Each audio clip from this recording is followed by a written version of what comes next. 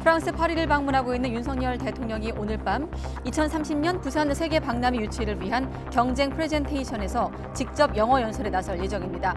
이에 앞서 윤 대통령은 마크롱 프랑스 대통령과 정상회담을 갖고 양국 간 협력 방안을 논의합니다. 국민의힘 김기현 대표가 국회 교섭단체 대표 연설에서 국회의원 정수 10% 감축을 제안했습니다. 더불어민주당 이재명 대표는 책임지는 자세가 아쉽다며 오로지 남탓만 했다고 비판했습니다. 장마철을 앞두고 지난해 산사태가 난 횡성군을 살펴본 결과 수로가 제대로 정비되지 않은 것으로 나타났습니다.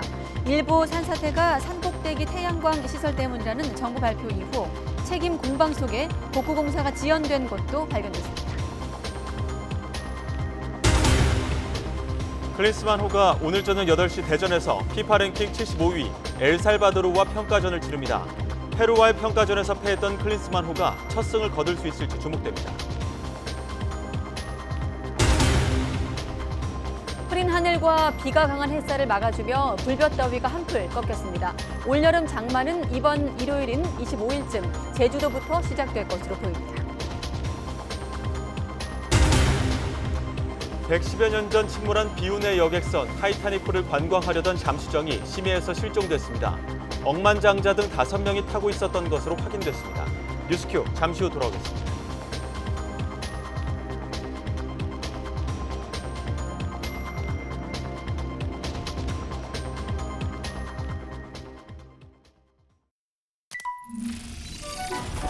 세 시간 후에 뉴욕 출국이니까 $300 정도 꺼내볼까? 최대 90% 환율 우대. 쉽고 빠른 환전 원해? 우리 원해. 무엇보다 중요한 관절 건강 혹시 잊고 지내진 않으셨나요? 저는 하루 2번 꼭 호가는 프리미엄 골드를 마십니다.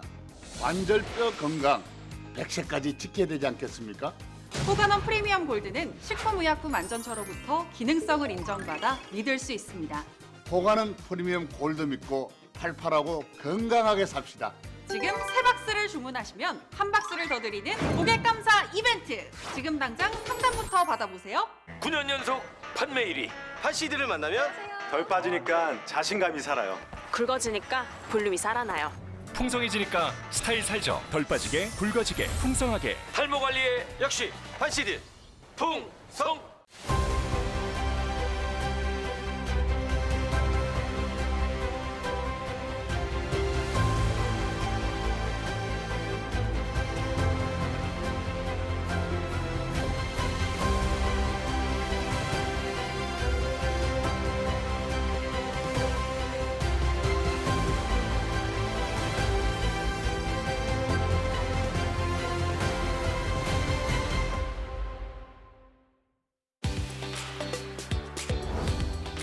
(3.8% 고정금리로 4억 원대로 사는 서울 10분대 내 집. 내 집 앞 교회선 장흥역까지. 장흥역 경남 아너스빌 북한산 뷰. 지금까지 수많은 산을 오르고 도전하며 이뤄냈다. 진간진 프리미엄과 함께 등산뿐만 아니라 활기찬 일상을 위해서 건강한 관절이 필수니까 해민원의 정성과 마음을 담아 진관진 프리미엄. 늦으면 안 돼. 얼마나 남았지? 아직 열려있어. 서둘러. 키 성장 지금이야. 아이클 타임! 키 성장판이 닫히기 전에 아이클 타임으로 키우세요. 지금 바로 전화 주세요. 두드림. 혼자 해서 둘, 셋, 넷.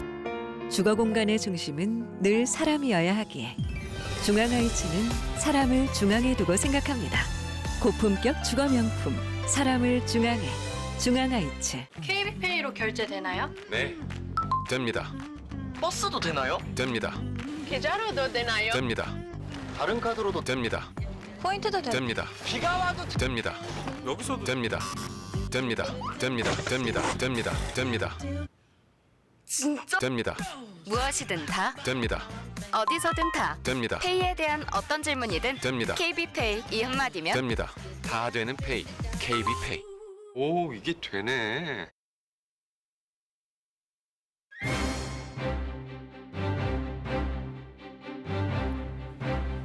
네, 여러분 안녕하십니까? 가장 빠른 종합뉴스 뉴스큐 시작합니다.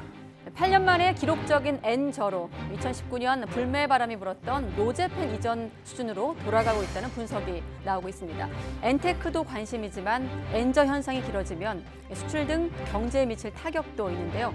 정부가 사실상 압박을 주문한 라면값 인하까지 오늘은 경제 이슈 들여다보겠습니다. 중국을 방문한 블링컨 미국 국무장관이 시진핑 주석까지 만났지만 별다른 성과는 없었습니다. 사실상 빈손이란 평가 속에 이전보다 낮은 예우를 받았다는 자리 배치 논란도 있습니다. 강성웅 해설위원 실장과 짚어보겠습니다. 네, 화요일 뉴스큐 오늘은 프랑스 현지로 먼저 가보겠습니다. 파리를 방문한 윤석열 대통령이 2030 부산 세계 박람회 유치를 위한 4차 프레젠테이션을 앞두고 잠시 뒤에 비공개 리허설을 갖습니다. 실제 연설은 우리 시각 오늘 밤 이뤄지는데 이에 앞서 마크롱 프랑스 대통령과 공동 발표와 회담이 예정돼 있습니다. 프랑스 현재 나가 있는 취재기자 연결합니다. 박소정 기자. 네, 프랑스 이실의 물리노에 나와 있습니다. 네, 잠시 후에 리허설 한다고 들었고요. 자, 그런데 세계 박람회 유치 경쟁국들이 모두 오늘 프레젠테이션에 참가하는 겁니까? 네, 그렇습니다. 이른바 결전의 날이 밝았다고 할까요? 어제도 제가 이 국제박람회 기구 BI 총회가 열리는 행사장 바로 앞에서 중계를 전해드렸는데요. 이곳 주변 도로가 완전히 통제될 예정이라고 들었는데 아직까지는 통제는 이루어지지 않고 있습니다. 행사장 안팎으로 이 BI 총회가 열리는 것을 알리는 홍보 게시물 어제와 달리 내걸렸고요. 그리고 1시간 뒤부터 윤 대통령이 이제 리허설에 들어가게 됩니다. 이곳 시각으로는 현재는 오전 9시를 향해 가고 있고 1시간 뒤인 오전 10시부터 리허설이 시작됩니다. 비공개로 이루어집니다. 연사는 4명입니다. 가수 싸이와 IT 전문가인 스타트업 대표, 건축 조경 전문가인 대학 교수까지 함께 하는데요.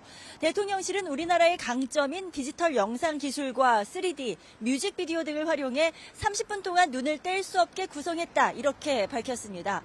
에스파의 카리나가 영상으로 등장하는데요. 세계 최초로 아바타와 함께 공연한 걸그룹인 만큼 디지털과 미래 세대의 의미가 함께 담겨 있다는 게 대통령실 설명입니다. 우리 시각으로 자정쯤 파리에 도착한 윤 대통령 먼저 동포 간담회부터 진행했는데 이 자리에서도 부산 엑스포를 위해 힘을 모아달라고 당부를 했습니다. 직접 들어보시죠. 올림픽이나 월드컵보다 더 어렵다고 알려져 있습니다.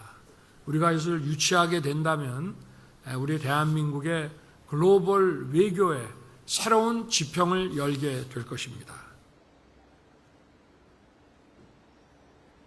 네, 오늘 윤 대통령 영어 연설 키워드가 나왔습니다. 미래, 약속, 그리고 보답, 연대 이렇게 4가지입니다. 대통령실 관계자는 그동안의 엑스포가 올림픽이나 월드컵처럼 국가 간 경쟁이었다면 이번 부산 엑스포를 유치하면 국가 간 연대를 통해 문화와 전통을 전시할 수 있도록 공간을 넓히는 흐름을 만들 것이라고 부연을 했습니다. 프레젠테이션은 이곳 시각으로 오후 3시고요. 한국 시각으로는 밤 10시쯤부터 시작합니다. 사우디, 한국, 이탈리아 순서로 진행되는데 한국 순서는 밤 10시 35분쯤으로 예상되는데 이 시간에 맞춰서 YTN에서 생중계해드릴 예정입니다. 현재 이곳에는 윤 대통령뿐 아니라 경쟁국인 사우디 빈살만 왕세자와 이탈리아 멜로니 총리까지 정상들이 총출동한 만큼 치열한 유치전이 예상됩니다. 네, 리허설 마치고 나면 마크롱 프랑스 대통령과 정상회담도 예정돼 있죠.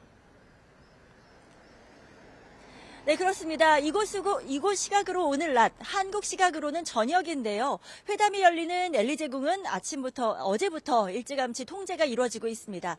엘리제궁에서 5천여 겸한 정상회담에 앞서 윤 대통령과 마크롱 대통령이 공동 언론 발표를 하게 됩니다. 이 발표에는 원전과 항공 분야 등 경제 기술 협력과 북한 인권 문제 등이 포함될 것으로 보이는데요. 대통령실은 지난 정부에서 문재인 전 대통령이 북한 제재를 해제해달라는 요청을 했을 때 마크롱 대통령이 확실하게 거절 의사를 밝힌 적이 있다면서 이런 차원에서 북한 문제가 논의될 것이라고 전했습니다. 이 언론 발표 역시 YTN에서 생중계할 예정입니다. 이후 5천여 겸한 회담에 이어 두 정상의 단독 회담도 30분 정도 진행되는데 이때 어떤 대화가 오갈지도 관심이 쏠립니다. 특히 우크라이나에 대한 지원 논의가 어떤 방향으로 이루어질지 지켜봐야겠습니다. 지금까지 총회가 열릴 프랑스 이실의 물리노에서 YTN 박소정입니다. 네, 국민의힘 김기현 대표가 교섭단체 대표연설에서 국회의원 전원의 불체포 특권 포기 등 정치 쇄신 3대 과제를 여야가 공동 서약하자고 제안했습니다. 더불어민주당은 외부 인사가 중심이 된 당 혁신위원 일부 명단을 발표하고 혁신기구 본격 가동에 들어갔습니다. 취재기자 연결합니다. 나혜인 기자. 네, 국회입니다. 김기현 대표 국회 연설 내용부터 전해주시죠. 네, 김기현 대표의 교섭단체 대표 연설은 결정적 변화라는 제목 아래 50분 남짓 진행됐습니다. 부끄러운 우리 정치가 이제 정말 바뀌어야 한다며 정치 쇄신 3대 과제를 여야가 공동 서약하자고 제안한 부분이 눈에 띄었습니다. 김 대표가 제안한 3대 과제는 국회의원 정수 10% 감축과 무노동 무임금 제도 도입, 의원 전원의 불체포 특권 포기입니다. 특히 어제 자신의 불체포 특권을 포기하겠다고 밝힌 민주당 이재명 대표를 향해선 이미 약속을 어긴 적 있지 않느냐며 사과부터 하고 구체적인 실천 방안을 제시하라고 쏘아붙였습니다. 직접 들어보시죠. 이재명 대표께서 국민들 앞에 불체포 특권 포기하겠다고 여러 차례 약속했습니다. 대선 때는 공약까지 했고요. 지방선거 때도 육성으로 직접 말씀하셨습니다. 그런데 손바닥 뒤집듯 뒤집었습니다. 정중한 대국민 사과부터 하는 것이 그게 도리입니다. 김 대표는 이 밖에도 노동과 연금, 교육개혁 등 윤석열 정부 정책을 제대로 뒷받침할 수 있도록 국민이 거대 야당의 발목 잡기를 꾸짖어달라고 호소했습니다. 김 대표 연설에 이재명 대표는 국정을 책임지는 여당이 나라를 어떻게 책임지겠다는 말보다 남 탓을 해 아쉬웠다고 평가했습니다. 다만 김 대표가 제안한 불체포 특권 포기 공동 서약에 응하겠느냐는 기자들 질문에는 별다른 답을 하지 않았습니다. 직접 들어보시죠. 이 나라를 어떻게 책임지겠다, 또 이 어려운 민생 경제 문제를 어떻게 해결해 가겠다, 이런 말씀보다는 오로지 남 탓에, 전 정부 탓에, 특히 국정을 책임질 여당이 아니라 야당 발목을 잡고 야당 비난하는데 왜 저렇게 주력하시는가 이해가 안 됐습니다. 네, 김기현 대표 연설 끝난 뒤에는 민주당 당 혁신기구 첫 공식 회의 열었죠. 네, 처음으로 공식 석상의 모습을 드러낸 김은경 혁신위원장은 윤리정당 회복과 내년 총선 공천 과정에서 기득권 혁파를 민주당 혁신 과제로 제시했습니다. 그러면서 당내 분열과 혐오를 조장하고 혁신 동력을 저해하는 모든 시도와 언행에 관용을 베풀지 않겠다고 경고했습니다. 자신은 정치권의 빚이 없고 계파 이익과 일부 강성 당원의 요구, 기득권 세력으로 전락한 현역 의원들의 이해에 한치의 관심도 없다고도 강조했습니다. 오늘 회의에선 김 위원장과 함께 당 쇄신을 주도할 일부 혁신위원 명단도 발표됐습니다. 인권 변호사로 활동해온 김남희 변호사를 비롯한 외부 인사 5명과 당내 인사로는 이해식 사무부총장, 이선호 울산시당 위원장 등 2명이 먼저 이름을 올렸습니다. 첫 회의에 격려차 참석한 이재명 대표는 민주당이 국민에게 사랑받지 못하는 현실을 반성하고 새로운 모습을 보여드리려 한다며 혁신위 요구를 전폭 수용하겠다고 말했습니다. 네, 그리고 킬러 문항에서부터 오염수까지 다른 전국 현안들도 짚어주시죠. 네, 정부와 여당이 어제 발표한 수능 초고난도 문제, 이른바 킬러 문항 배제 방침을 두고 여야 공방이 이어지고 있습니다. 국민의힘 국회 교육위 간사인 이태규 의원은 라디오 방송에서 교육 현장에 혼란을 줬다는 비판은 일부 사교육업자들의 주장이라며 윤석열 대통령은 우리 교육 현실을 짚고 해결 방안을 제시한 거라고 엄호했습니다. 강민국 수석 대변인도 킬러 문항을 배제하자는 건 민주당 이재명 대표의 대선 공약이었다고 강조했는데 직접 들어보시죠. 교육만큼은 정쟁의 요소가 되어서는 안 됩니다. 교육 과정에 없는 킬러 문항 배제는 지난 대선 당시 이재명 대표의 공약이었고, 반면 민주당 교육위원 안민석 의원은 수능 난이도 조절은 전문가의 영역이고 대통령이 관여하면 안 되는 분야라며 국회 차원의 진상규명이 필요하다고 주장했습니다. 박광원 원내대표도 아침 회의에서 대통령 말 한마디에 수능이 대혼란에 빠졌다고 비판했는데 직접 들어보시죠. 만 5살 초등학교 입학 논란에 이어서 최악의 교육 참사라고 불릴만 합니다. 국회 교육위원회 긴급 현안 질의를 추진하겠습니다. 수능 대혼란 사태를 철저하게 따지고 여야는 후쿠시마 원전 오염수 방류 문제를 두고도 여전히 다른 목소리를 내고 있습니다. 국민의힘은 오늘 아침 의원총회에서 카이스트 원자력 양자공학과 정용훈 교수 초청 강연을 열고 과학적이고 객관적인 사실로 국민 불안을 해소하겠다는 뜻을 거듭 강조했습니다. 반면 민주당 해양수산특별위원장인 윤재갑 의원은 윤석열 정부가 국민의 생명과 안전을 포기했다고 주장하며 오늘 오전부터 국회에서 오염수 방류 저지를 위한 단식 농성에 들어갔습니다. 지금까지 국회에서 전해드렸습니다. 네, 이렇게 어제와 오늘 여야 대표가 국회 교섭단체 대표 연설을 마쳤습니다. 특히 지난달 말 합의한 1대1 회동이 흐지부지한 상황에서 두 사람의 연설 대결에 더 이목이 집중됐는데요. 연설에서 어떻게 주고받았는지 함께 보겠습니다. 네, 먼저 어제 이재명 민주당 대표, 윤석열 정권을 두 단어로 축약을 해서 표현했습니다. 최근 눈 떠보니 후진국이란 말이 유행하게 됐다면서 오포, 또 압구정을 핵심 키워드로 꼽아 윤석열 정권의 실정을 전방위적으로 꼬집었습니다. 윤석열 정권은 민생, 경제, 정치, 외교, 안전을 포기했고 국가 그 자체인 국민을 포기했습니다. 압수수색, 구속기소, 정쟁에만 몰두하는 윤석열 정권을 두고 압구정 정권이라는 비판이 공감되지 않을 수가 없습니다. 네, 그리고는 예정이 없던 불체포 특권 포기 카드를 전격 꺼내 들었습니다. 자신의 사법 리스크를 두고 여당은 물론이고 당 안에서조차 방탄 논란이 불거지자 결자 해지 발언을 내놓은 것으로 보이는데요.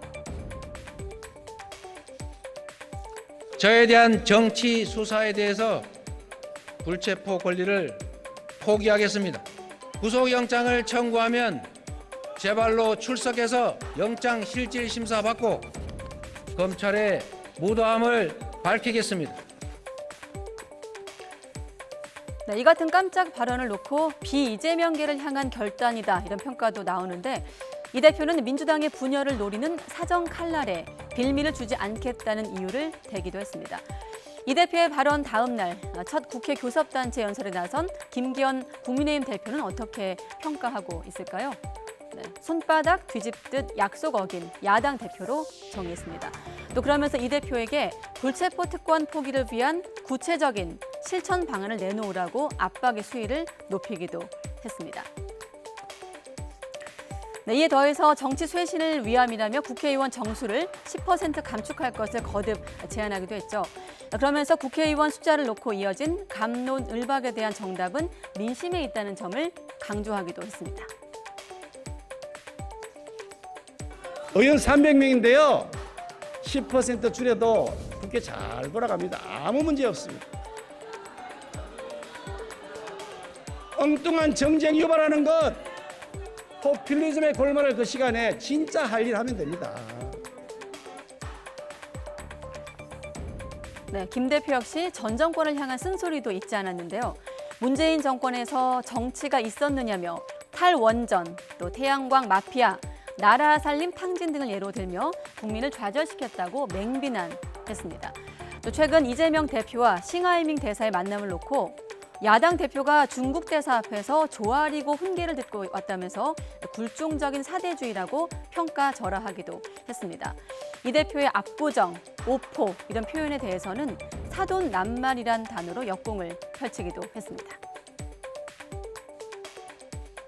사법 리스크, 돈봉투 비리, 남탓 전문, 말로만 특권 포기, 사돈낱말 정당 대표로서 하실 말씀은 아니었습니다.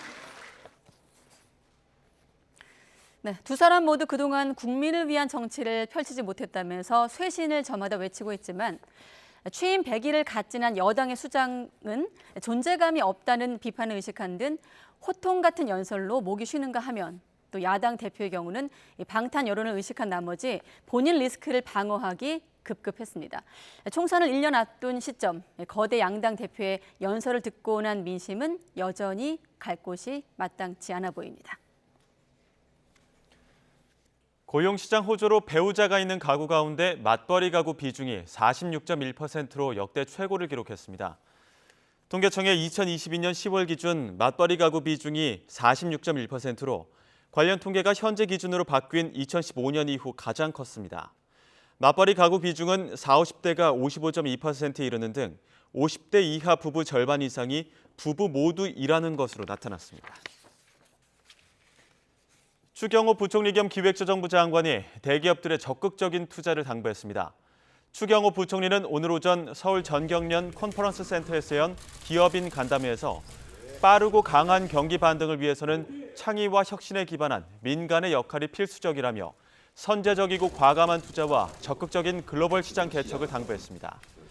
추 부총리는 2년 만에 임시투자세액 공제 제도입을 통해 대기업과 중견기업에 최대 10에서 11%포인트, 중소기업은 최대 13%포인트 더 많은 세액 공제 혜택을 제공하고 있다며 이런 기회를 활용할 것을 당부했습니다. 이창용 한국은행 총재는 저탄소 경제로의 전환을 강조하며 사전에 대응하지 않으면 글로벌 규제로 수출이 크게 제약될 수 있다고 경고했습니다. 이 총재는 오늘 한국은행 녹색금융 국제컨퍼런스 환영사에서 우리나라 산업구조상 단기간에 온실가스 감축이 어렵다며 이같이 밝혔습니다. 이어 수출 기업들의 저탄소 경제로의 전환이 부담되는 것은 사실이지만 환경 관련 글로벌 규제가 빠르게 도입되는 현실을 고려할 때 경영 패러다임의 변화를 더 미룰 수는 없다고 강조했습니다. 두 달 전 주가 폭락대와 달리 최근 5개 종목 하한가 사태는 빠르게 수습됐습니다. 하한가를 기록한 당일에 바로 결의 정지 결정이 내려졌고 관련 수사도 속도를 내고 있는 건데요. 이렇게 속도전이 가능했던 배경을 이형원 기자가 짚어봤습니다. 지난 4월 다우데이터 등 8개 종목이 무더기로 폭락한 파장은 컸습니다. 거래 정지 없이 하한가가 이어지면서 나흘 새 시가총액 기준 8조 원이 증발했습니다. 단타로 이루어지던 통상적인 시세 조정과 달리 장기간 주가를 끌어올려 감시망을 피해간 겁니다. 주가 조작 세력들이 장기간 대범하게 우리 자본시장을 교란한 사건이 발생한 데 대해 금융당국의 수장으로서 매우 송구스럽게 생각하고 라더견 사태를 계기로 금융당국은 불공정거래 포착 기간을 확대했습니다. 최장 100일에 그친 이상거래 적출 기준을 1년으로 늘린 겁니다. 또 최근 10년 동안 이뤄진 거래를 전수조사해왔는데 그 과정에서 이번 하한가 사태를 포착했습니다. 해당 종목과 해당 사안은 저희가 꽤 오래전부터 챙겨왔던 건이고 특이 동향 또는 그 원인 내지는 관련자 등에 대해서 저희가 어느 정도 사실관계를 파악하고 있었습니다. 유통되는 주식이 적은 종목들이 2, 3년에 걸쳐 계속 오른 점을 주시해온 겁니다. 그러다 지난 14일 5개 종목이 한꺼번에 하한가를 치자 바로 거래 정지를 결정했습니다. 이게 이미 감독 모니터링망 안에 들어와 있었고 실제로 유의미한 가격 변동이 있을 때 이제 금융당국이 개입한 거라 금융당국은 최선을 다했다라고 보는 게 맞을 것 같습니다. 장기간 우상향한 중소형주를 중심으로 이상 징후를 살펴보고 있는 만큼 이번 건 외에 주가 조작이 의심되는 종목이 추가로 나올 가능성도 있습니다. 금융당국은 이르면 이번 주 하한가 사태에 대한 조사 상황과 대응 방안을 발표할 방침입니다. YTN 이영훈입니다. 코로나도 끝난 데다 본격적인 여름철을 맞아 헬스장 또는 요가원 등록하는 분들 많은데요. 최근 헬스장이나 요가원 중에 갑작스럽게 문자 통보를 하고는 환불 조치도 없이 폐업하는 이른바 먹튀 사례가 늘고 있습니다. 특히 전국에 수십 개 직영점이 있는 유명 헬스장마저 돌연 폐업을 공지하면서 환불받지 못한 천여 명의 피해자가 적게는 30만 원에서 많게는 700만 원에 이르기까지 피해를 입었습니다. 전국 10여 곳에 지점이 있는 유명 프랜차이즈 요가원마저 휴업 공지만 남긴 채 대표가 사라지면서 피해는 고스란히 소비자들의 몫이 됐는데요. 피해가 발생한 헬스장과 요가원은 폐업 직전 유사한 행보를 보였습니다. 바로 장기 거래 유도입니다. 이들은 이런저런 이유로 특가를 내세우며 6개월 혹은 1년 단위의 장기 계약을 유도한 것으로 알려졌습니다. 소비자들 입장에서는 한 달 9만 원인데 1년에 40만 원이라고 하면 반값도 안 되는 가격에 운동할 수 있으니 당장은 부담되지만 선결제나 장기 계약을 선택할 수밖에 없는데요. 일부 무책임한 헬스장, 요가원 등의 대책 없는 폐업에 소비자들은 하지도 않은 운동과 받지도 않은 서비스에 대한 비용을 울며 겨자 먹기로 떠안게 되는 겁니다. 실제 한국소비자원 통계에 따르면 헬스장 관련 소비자 상담이 한 해 평균 2만 건에 육박하는 것으로 나타났습니다. 아직 2023년은 5월인데 벌써 7천 건 이상을 넘어섰죠. 피해를 줄이려면 어떻게 해야 될까요? 먼저 너무 고액의 장기 계약은 피해야 합니다. 파격적인 할인 혜택으로 장기 계약을 유도한 뒤 폐업하는 사례가 적지 않기 때문인데요. 만약 장기 계약을 한다면 한 곳에서 오래 운영한 시설을 찾는 게 좋습니다. 두 번째는 신용카드 할부 거래입니다. 결제한 서비스가 계약대로 이행되지 않을 경우 카드사의 할부금 지급을 거절하는 권리를 할부 항변권이라고 합니다. 자, 결제 금액 20만 원 이상, 할부 3개월 이상 결제 시 가능하니까요. 불가피하게 헬스장이나 요가원에 장기 계약해야 한다면 이 점도 참고하시면 좋을 것 같습니다. 네, 우리나라 국가 경쟁력이 세계 28위라는 평가가 나왔습니다. 특히 재정과 조세 정책 경쟁력이 떨어지면서 정부의 효율성은 최근 5년간 9단계나 뒤로 밀리기도 했습니다. 오인석 기자의 보도입니다. 해마다 스위스 국제경영개발대학원 IMD는 OECD 국가와 신흥국 등 64개 나라의 국가 경쟁력을 통계와 설문 자료를 종합해 발표합니다. 평가 대상은 경제 성과와 정부 효율성, 기업 효율성, 인프라 등 4대 분야입니다. 올해 우리나라의 국가 경쟁력 종합순위는 28위로 전년보다 한 단계 하락했습니다. 재작년 23위에서 지난해 27위로 떨어진 뒤 올해 다시 순위가 뒤로 밀린 겁니다. 세부적으로는 경제 성장과 고용률, 소비자 물가 등이 반영된 경제 성과는 22위에서 14위로 8단계나 큰 폭으로 상승했습니다. 반면 정부 효율성은 2단계 떨어지며 38위에 머물렀습니다. 특히 정부 효율성은 2018년 29위에서 하락해 최근 5년간 순위가 9단계나 뒷걸음질 쳤습니다. 무엇보다 재정 상황 악화가 평가에 부정적인 영향을 미쳤습니다. 재정 적자와 국가 채무 규모가 커지면서 재정 분야 평가 순위는 올해 40위까지 밀렸습니다. 개인 세부담으로 근로 의욕을 떨어뜨리는 조세 정책에 대한 평가도 5년간 9단계나 하락했습니다. 기업 효율과 인프라 분야 순위는 변동이 없었습니다. 정부는 이번 IMD 평가를 통해 정부 효율성이 국가 경쟁력 하락을 주도하고 있다는 판단에 따라 재정준칙 입법화 등 건전 재정 노력을 한층 강화해 나가기로 했습니다. 또 3대 구조개혁과 규제개혁 등 경제 전반의 체질을 개선해 나간다는 계획입니다. 올해 IMD 평가에선 에너지 수출국의 순위가 큰 폭으로 상승한 가운데 지난해 순위가 낮았던 바레인과 말레이시아가 우리나라를 제쳤습니다. YTN 오인석입니다. 네, 이 부분도 아마 경쟁력과 관련이 있을 것 같은데 일본의 엔화 가치가 빠르게 하락하고 있습니다. 일본을 찾을 관광객도 늘고 또 이른바 엔테크에 대한 관심도 커지고 있지만 엔저 현상이 길어질 경우엔 국내 경제에 타격을 줄 수 있다는 우려도 있습니다. 관련 내용 포함해서 경제 이슈, 오늘은 김광석 한양대 겸임교수와 함께하겠습니다. 네, 교수님 안녕하십니까? 네, 안녕하세요. 네, 경쟁력 리포트 보시면서 이렇게 끄덕끄덕 하셨는데 네. 잠시 뒤에 여쭤보기로 하고 엔저 얘기부터 하겠습니다. 네. 엔화 가치가 급락하고 있습니다. 8년 만에 기록적인 엔저, 뭐 슈퍼 네. 엔저 이런 제목들이 있는데 네. 그 폭이나 속도가 빠른 건가 봐요. 굉장히 빠릅니다. 뭐 얼마 전에 1,000원대가 깨지더니 네. 이제 900원대까지 오다가 어제는 800원대까지 왔습니다. 897원을 기록을 했습니다. 네. 굉장히 빠른 속도로 떨어지고 있고요. 8년 만에 엔저라고 하는데 이것은 한국 돈 대비 엔저의 형식인데 유로화 대비로는 15년 만에 최저치입니다. 그러니까 엔화 가치가 급격히 떨어지고 있고 거의 사상 최대 수준으로 떨어진 상황이다. 이렇게 평가할 수 있겠습니다. 자, 그런데 지금의 엔저 현상 당연한가 아닌가 이런 분석도 있거든요. 왜냐하면 우리가 뭐 많이 말씀 나눴습니다. 미국발 금리 인상이 있었기 때문에 일본만 그런 게 아니잖아요. 그렇습니다. 그렇게 한번 맥락을 보면 어떻습니까? 정확하십니다. 제가 이 자리에 나와서 22년, 23년 동안에 이루어지는 모든 경제 현상을 이 세 단어로 요약할 수 있다라고 말씀드렸는데 그 세 단어가 물가, 금리, 시장입니다. 물가, 금리, 시장. 네, 예. 물가가 너무 치솟으니까 그 물가를 잡기 위해서 금리 인상을 단행했고요.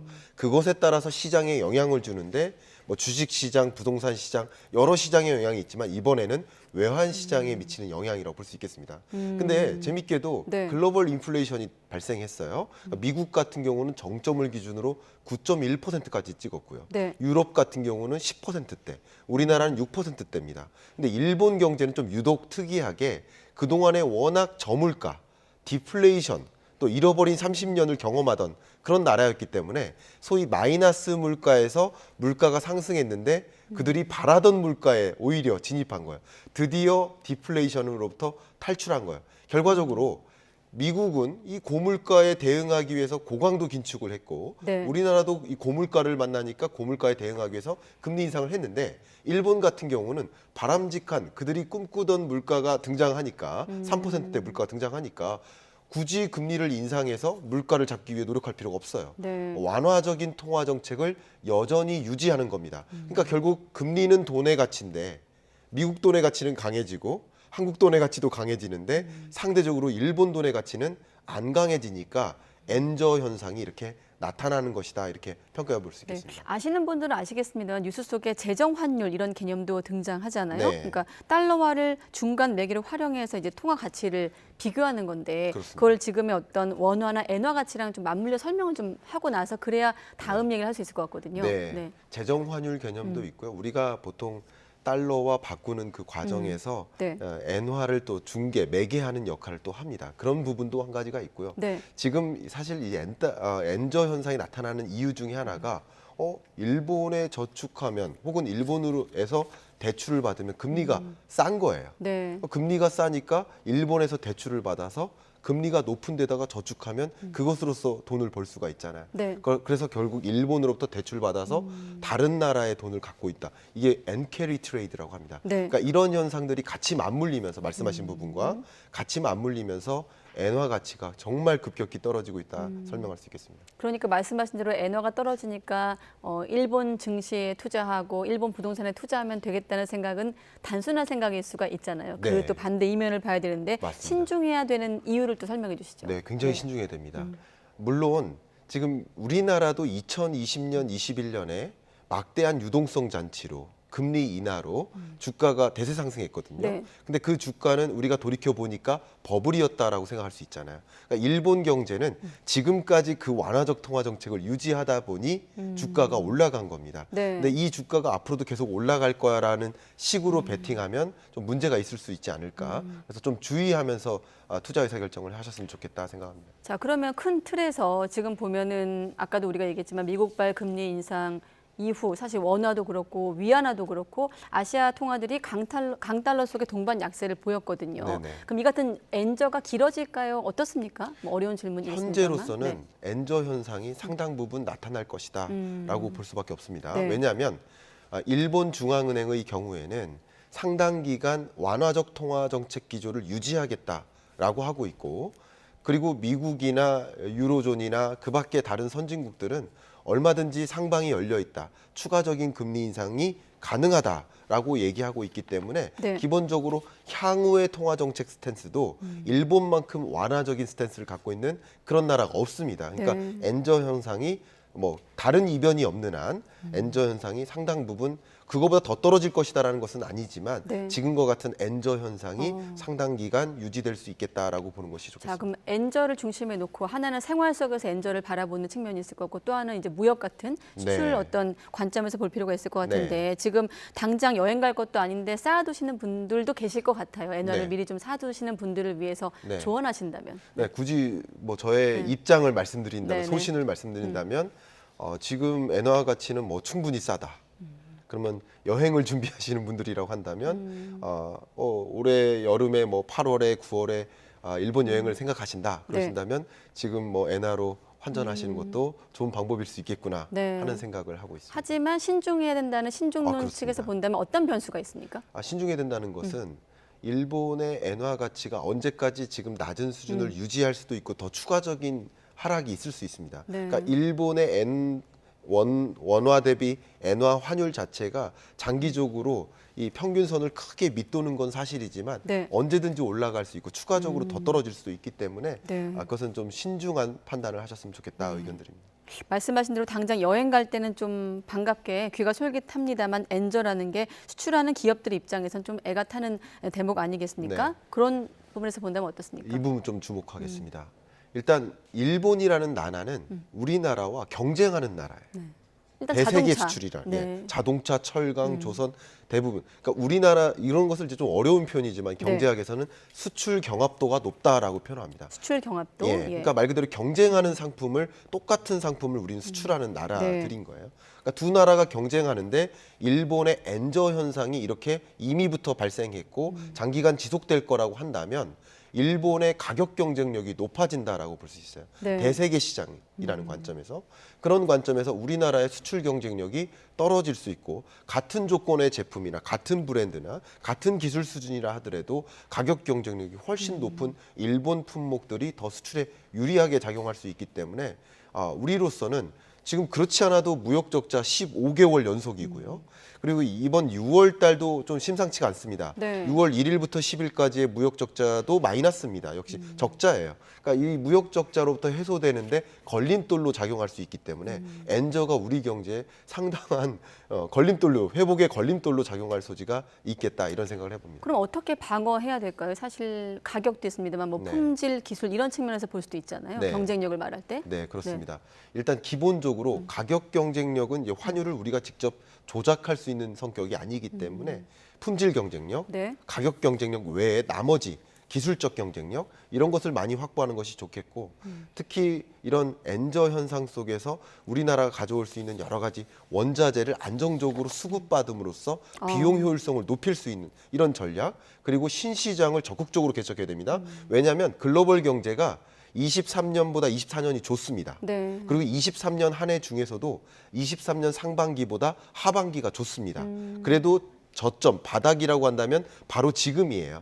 그러면 먼저 회복되는 그런 신흥개도국들이 있거든요. 이런 나라들을 먼저 선점해서 신흥 시장을 좀 먼저 확보하는 그런 전략들이 좀 필요하지 않을까.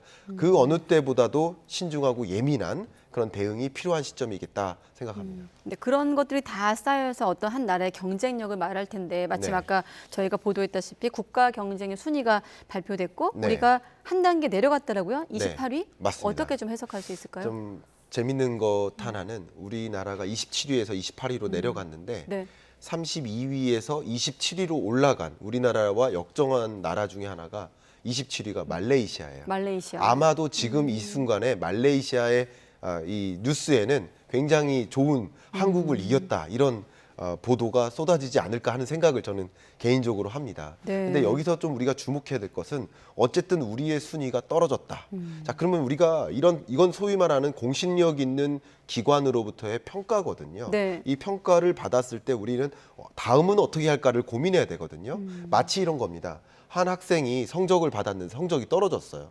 근데 이 학생이 시험 본 과목이 국어, 영어, 수학, 과학입니다. 근데 국영수 과 중에 어떤 과목이 유독 떨어졌나를 봐야 됩니다. 네. 근데 이 네 과목으로 말씀드린 것처럼 실제 종합 성적을 네 부문으로 나눌 수 있는데 하나가 경제 성과예요. 경제적 성과는 8단계나 올라갔습니다. 그리고 나머지 기업 효율성도 유지됐고요. 인프라 같은 경우도 유지됐습니다. 그러니까 재밌게도 나머지 과목은 유지됐거나 껑충 뛰었는데 종합 성적이 떨어졌다는 얘기는 제가 지금 국영수과 중에 네. 과학이라는 성적이 크게 떨어졌다는 거예요.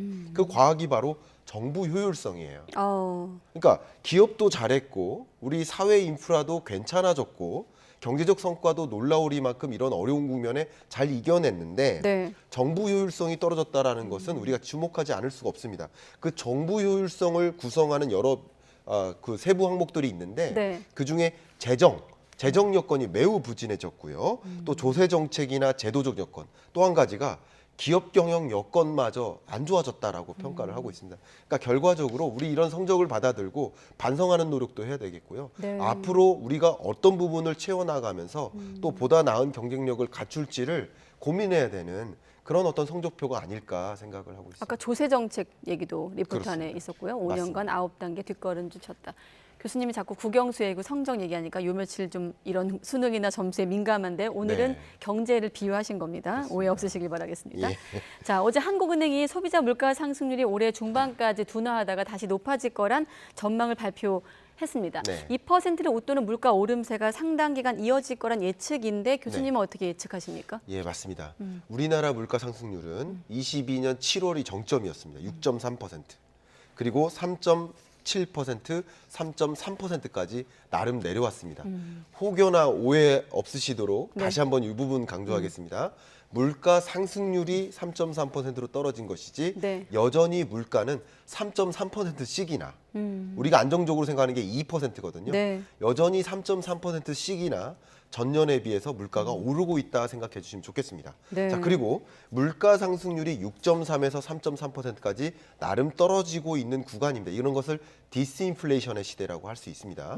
인플레이션의 정도가 약화되고 있다. 근데 제가 지금부터 말씀드리고자 하는 것은 물가 상승률은 3.3%까지는 상당히 쉽게 떨어졌다고 비유할 수 있겠는데 네. 3.3%에서 2%까지 목표하는 물가까지는 여정이 좀 길게 남아 있다라고 해석할 수 있어요. 왜냐하면 이 물가를 계산할 때 소비자의 소비 품목이 있습니다. 우리 소비 품목을 460여 가지로 구분합니다. 네. 그중에 식료품 부문이 있고요. 그다음 에너지 부문이 있어요. 그 두 가지 부문은 유독 급등락이 심하죠. 변동이 심합니다. 아마도 안타깝게도 올해 여름에 장마가 길어지면 또 농산물 수확량이 부족해서 식료품 물가 또 오를 겁니다. 네. 이게 급등락이 심해요. 근데 두 가지를 제외한 그 품목을 우리는 근원 물가라고 합니다. 근데 근원 물가가 오히려 전체 물가 3.3%를 훨씬 상회해서 3.9%를 유지하고 있습니다. 자, 이 부분을 지목하는 이유는 근원 물가 상승률이 안 잡히면 기조적으로, 구조적으로 우리는 고물가 시대에서 빠져나오기가 어렵다라는 것을 상징해요.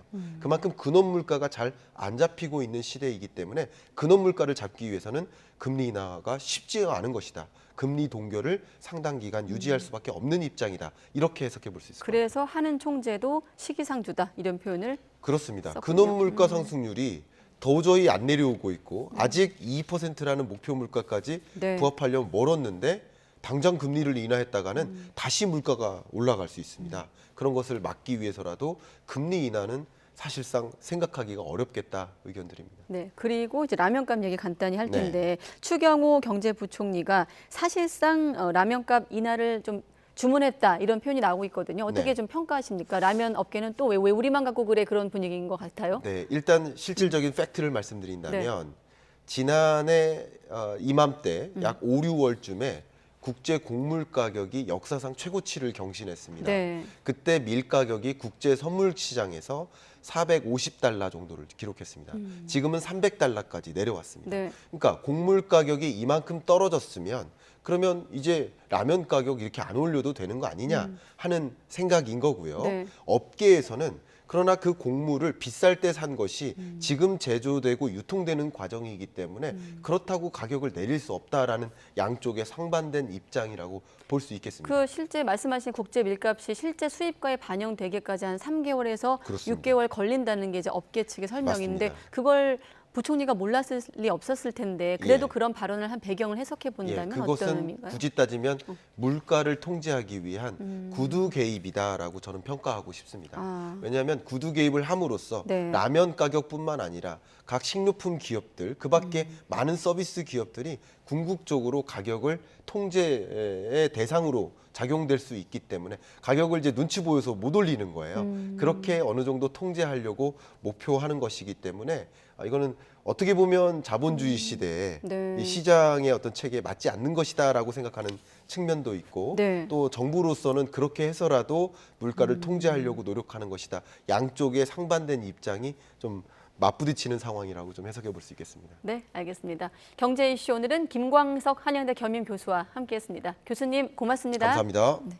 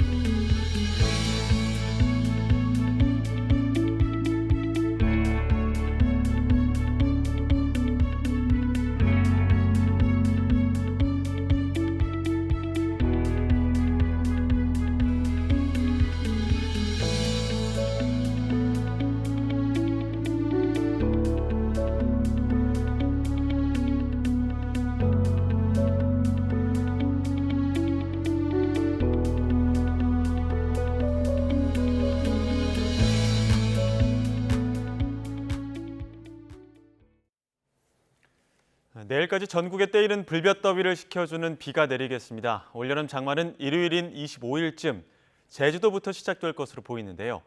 하지만 점차 강화하는 엘니뇨 영향으로 중부지방 장마는 다소 늦어질 전망입니다. 취재기자 연결해 장마와 여름 기상 전망 알아보겠습니다. 김민경 기자. 네, 김민경입니다. 네, 이번 비로 불볕더위는 좀 꺾였죠?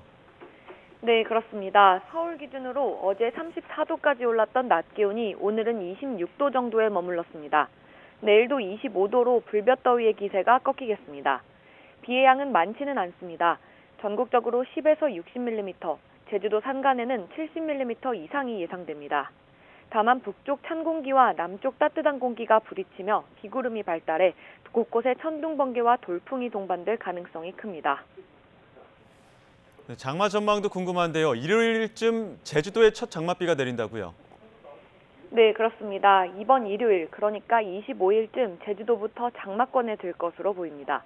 기상청은 여름철 무더위를 몰고 오는 북태평양 고기압이 점차 확장하면서 일요일쯤 정체전선이 제주도 부근까지 북상하겠다고 밝혔습니다.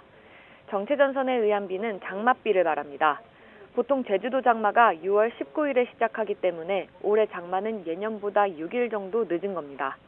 기상청은 북태평양 고기압의 확장 정도에 따라 일요일에는 제주도뿐만 아니라 남부 일부에도 비가 내릴 가능성이 있다고 밝혔습니다. 네, 그럼 중부지방 장마는 언제쯤 시작됩니까? 네, 중부지방 장마는 다소 늦어질 가능성이 큽니다. 북태평양 고기압이 크게 확장하면서 정체전선을 중부까지 밀어 올려야 하는데 그 힘이 다소 약하기 때문입니다. 지난 5월 발생에 점차 강화하고 있는 엘니뇨가 근본 원인으로 지목되고 있습니다. 예년의 경우 중부지방 장마는 25일쯤 시작되는데 올해는 7월로 넘어갈 가능성도 있습니다. 엘니뇨 현상이 강하게 나타나면 북반구에는 극심한 폭염이나 집중호우가 나타나는 경우가 많습니다. 올여름 우리나라에는 엘니뇨 영향이 늦어진 장마와 남부의 집중호우로 나타날 가능성이 크다는 게 기상청의 전망입니다. 지금까지 문화생활과학부에서 YTN 김민경입니다.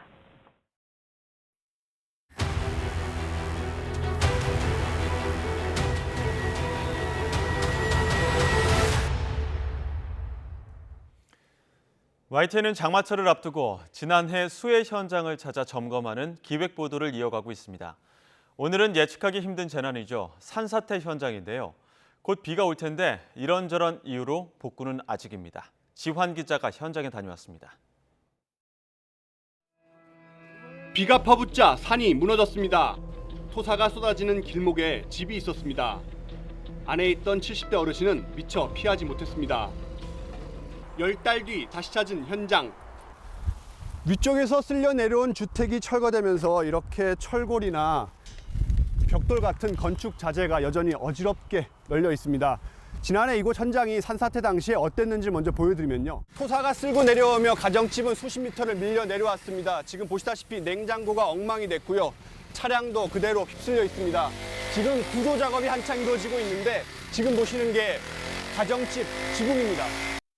현장은 한참 복구 중입니다. 돌무더기를 깔고 수로를 내고 있습니다. 공사가 많이 늦어 지난달에야 시작했습니다. 꼭대기 태양광 시설 때문입니다. 산사태 발생 몇 달 후 정부는 태양광 시설이 원인이라고 발표했습니다. 빗물이 태양광 패널을 타고 한쪽으로 몰렸다는 겁니다. 하지만 수사는 지지부진, 늘어진 책임 공방에 복구공사는 뒤로 밀렸습니다. 일단 우리 행정부에서 선 공사를 하고 수사 결과에 따라서 부산권 청구라든가 이런 거 할 예정이에요. 또 다른 산사태 발생 마을, 당시 주민 7명이 고립됐습니다. 진흙더미가 농막과 차량을 집어삼켰습니다. 산사태가 발생한 현장입니다. 토사물과 뿌리째 뽑힌 나무가 주택과 마을을 잇는 도로를 덮쳤습니다. 현장은 말 그대로 쑥대밭으로 변했습니다. 지난해 홍성욱 기자가 방송을 전해드렸던 곳입니다. 당시 토사로 덮여있던 이 마을길은 말끔해졌는데요. 난장판이 됐던 이 산사태 흔적은 여전히 남아 있습니다. 개울수로엔 돌무더기가 가득합니다. 논밭엔 쓰러진 나무가 아무렇게나 쌓였습니다. 마을 인적도 뚝 끊겼습니다. 계세요. 이쪽 계곡이 전부 외지인들이에요. 실제 손해 입은 양반은 이 집하고 이 집 마당 쪽 끝에 부분하고. 산사태가 시작된 꼭대기 근처엔 사방댐이 설치되고 있습니다. 그나마 구규림이라 가능했습니다. 반면 아래쪽 마을 주변 복구는 시작도 못했습니다. 사유지가 대부분인데 일부 주민 동의를 받지 못했습니다. 설계는 1월 좀 거의 나갔는데 쌍지를 작년부터 찾았는데 못 찾았어요. 그래서 산을 헤집어 집과 건물을 짓고 태양광 시설을 만들면 급경사가 생깁니다. 급경사는 대표적인 산사태 원인입니다. 일단 산사태가 나면 사람은 그 속도를 피할 수 없습니다. 예보와 비상황을 미리 확인하고 산사태 전조 증상을 확인하면 즉시 대피해야 합니다. 자연산지와 급경사지, 도로 비탈면과 주거지 인근 모두 산사태 발생 가능 지역이지만 정부 부처와 지자체별로 관리 주체는 제각각. 언제 날지 모를 산사태지만 책임 공방과 더불어 사전 예방도 빠른 복구도 버거운 이유입니다. YTN 지환입니다.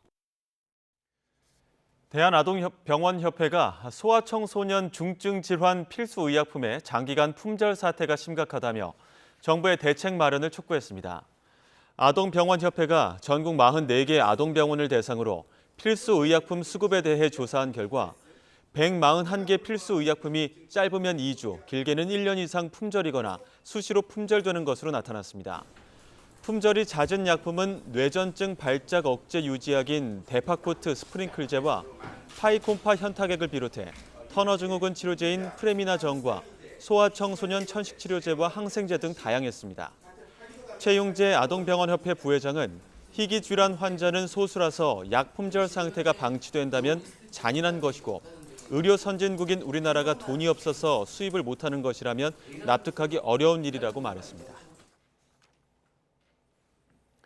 상급 종합병원으로 지정된 병원은 내년부터 소아청소년과와 산부인과 상시 입원 진료 체계를 갖춰야 하며 이를 어기면 지정이 취소될 수 있습니다.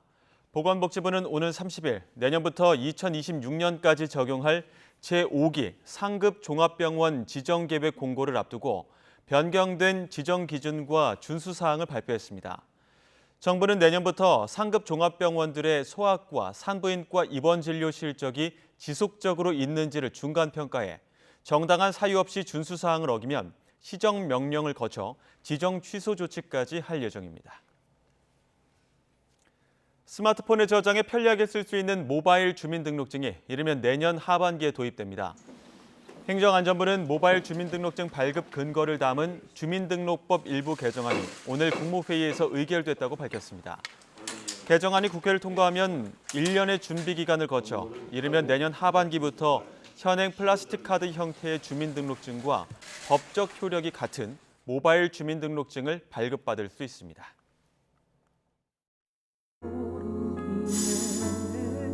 오늘부터 아이가 갑자기 굉장히 어두워지고 아이가 이제 다쳐서 오고 학원에서 갔을 때도 맞아서 오고 사이버 테러하고 이게 다지. 원하는 마음에 내 가슴 속을 뒤져 할 말을 찾지. 공부해라 아니야 그건 너무 교과서야. 성실해라 나도 그러지 못했잖아. 사랑해라. 학교폭력 피해자를 대리한 항소심 재판을 연달아 불출석해 패소하게 한 권경애 변호사가 대한변호사협회에서 정직 1년의 징계를 받았습니다. 딸의 영정을 들고 징계위에 참석해 영구 제명 처분을 요구했던 피해자의 어머니 이기철 씨는 고작 정직 1년을 의결했다며 딸을 2번 죽이고 자신도 죽인 결과라고 오열했습니다. 들어보시죠. 변호사법이 안 돼서 영구 제명이 안 된다 그런 말 들었지만 그렇다 그러면 5년 제명이라도 할 거라고 생각을 했었어요. 그렇게 나올 거라고 얘기들도 했고요. 근데 조사위원이 6개월을 얘기를 하는 그 보도를 보고 너무 기가 막혀서 어제 제가 회의에 가만히 있을 수 없어서 갔던 거고요.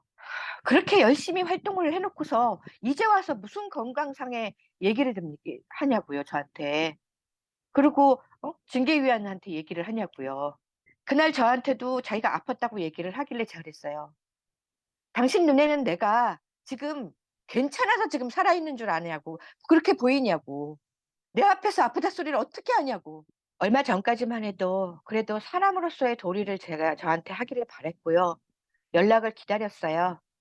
근데 그런 태도를 이제는 다 저버렸기 때문에 저도 일말에 인간에 대한 감정 던졌습니다. 제가 할 수 있는 일은 뭐든 다 할 거예요. 교통사고로 숨진 서울 아산병원 흉부외과 고 주석중 교수의 연결식이 오늘 오전 서울 풍납동 아산병원 장례식장에서 엄수됐습니다. 주 교수의 동료인 아산병원 김옥래 교수는 추도사에서 고인이 늘 환자들에게 헌신하던 모습은 후배들에게 큰 울림으로 남아있다면서 하늘에선 응급콜에 깨는 일 없이 편안하시길 바란다고 고인의 죽음을 애도했습니다. 주 교수는 지난 16일 서울 아산병원 앞 건널목을 자전거를 타고 지나가다가 우회전하던 화물차에 치여 숨졌습니다. 서울시가 다음 달 1일로 예정된 서울 퀴어 퍼레이드에 서울광장 사용 허가를 내주지 않은 가운데 대학에서는 처음으로 교내 미니 퀴어 퍼레이드가 열렸습니다. 성공회대학교 인권위원회 등 학내 단체들은 오늘 제1회 성공회대 미니 퀴어 퍼레이드를 열고 서울광장 사용을 금지한 오세훈 서울시장을 규탄했습니다. 이들은 서울시가 퀴어 문화축제에 광장을 허가해주지 않은 것은 성소수자가 목소리를 내지 못하게 하는 것이라며 비판했습니다. 매년 서울광장에서 열린 서울 퀴어 퍼레이드는 서울시가 같은 날 사용을 신청한 기독교 단체에 공간을 내주면서 올해엔 을지로로 장소가 변경됐습니다. 테라 루나 폭락 사태의 핵심 인물 권도형 씨가 몬테네그로 법원에서 4개월 징역형을 받았습니다. 이대로 형이 확정된다면 남은 형기는 한 달밖에 안 되는데요. 권 씨는 어디로 언제쯤 송환될까요? 보도에 이상순 기자입니다. 권도형 테라폼 랩스 대표와 측근 한모 씨가 몬테네그로 포드고리차 법원에서 징역 4개월을 선고받았습니다. Sud je donio presudu kojom je obadvojicu naših klijenata osudio na kazne zatvora u trajanju od po 4 mjeseca. Našao je da su krivi za krivično djelo falsifikovanja isprave. 권 씨 등은 지난 3월 23일 몬테네그로 포드고리차 국제공항에서 코스타리카 위조 여권으로 출국하려다 체포돼 기소됐습니다. 구금 기간을 포함하면 남은 형기는 이제 한 달 정도밖에 안 됩니다. 권 씨가 항소하지 않아 형이 확정되면 범죄인 인도 재판이 본격화될 전망입니다. 지난 15일 포드고리차 고등법원이 신병 확보를 위한 구금 기간을 6개월 연장했기 때문에 이르면 연내에 인도 여부가 결정될 수도 있습니다. 권 씨는 한국과 미국 중 어느 나라로 인도되든지 이미 법적 대응을 준비해놨을 가능성이 큽니다.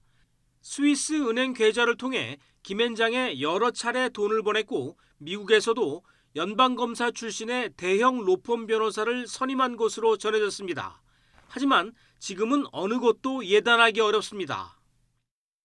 Ekstradicioni postupak je potpuno nezavisan postupak u odnosu na ovaj koji je vođen pred osnovnim sudom i još uvijek je rano govoriti o tome da li će biti izručen i kome će biti izručen. 권 씨는 위조 여권 사건을 대법원까지 끌고 가고 범죄인 인도 재판 역시 최대한 다툴 수 있습니다. 몬테네그로 거물 정치인에게 불법 정치 자금을 건넸다는 의혹으로 추가 기소될 수도 있습니다. 이렇게 되면 권 씨의 송환은 상당 기간 지연이 불가피할 전망입니다. 권 씨가 발행한 가상화폐 테라 루나의 폭락 사태로 인한 피해액은 전 세계에서 50조 원에 이릅니다. YTN 이상수입니다. 오늘 오전 9시 반쯤 부산 중동 해운대 해수욕장 근처 호텔에서 불이 나 오후 1시쯤 불길이 잡혔습니다. 부산 소방본부는 고가 사다리차 등을 동원해 투숙객과 직원 170여 명을 구조하거나 대피하도록 유도했습니다. 이 가운데 31명이 연기를 마셔 근처 병원으로 나누어 이송됐고 97명은 현장에서 응급처치를 받았습니다. 오늘 새벽 6시쯤 서울 동대문구에 있는 아파트에서 부부가 숨진 채 발견돼 경찰이 수사에 나섰습니다. 서울 동대문경찰서는 사람이 떨어졌다는 신고를 받고 출동해 아파트 내 화단에서 남편인 A씨의 시신을 발견했습니다. 이어 A씨의 자택에서 아내인 B씨의 시신도 확인됐습니다. 현장에서는 A씨가 남긴 유서가 발견됐습니다. 경찰은 남편이 아내를 살해한 뒤 극단적 선택을 했을 가능성에 무게를 두고 정확한 사인을 확인하기 위해 국립과학수사연구원에 부검을 의뢰할 방침입니다. 차로 사람을 치어 숨지게 한 혐의로 재판에 넘겨진 피고인에게 법원이 사고 차량의 결함 가능성을 인정해 무죄를 선고했습니다. 대전지방법원은 차 블랙박스와 주변 CCTV 화면 등을 종합하면 피고인이 계속 가속 페달을 밟았다고 보기 어렵고 브레이크 조작 없이 차가 멈춘 거로 보이는 등 사고 차량의 결함을 의심할 여지가 충분하다고 설명했습니다. 피고인은 지난 2020년 12월 서울 성북구의 한 대학교에서 그랜저 승용차를 타고 13초간 고속으로 질주하다가 대학교 경비원을 쳐 숨지게 한 혐의로 기소됐으며 줄곧 차량 급발진을 주장해 왔습니다.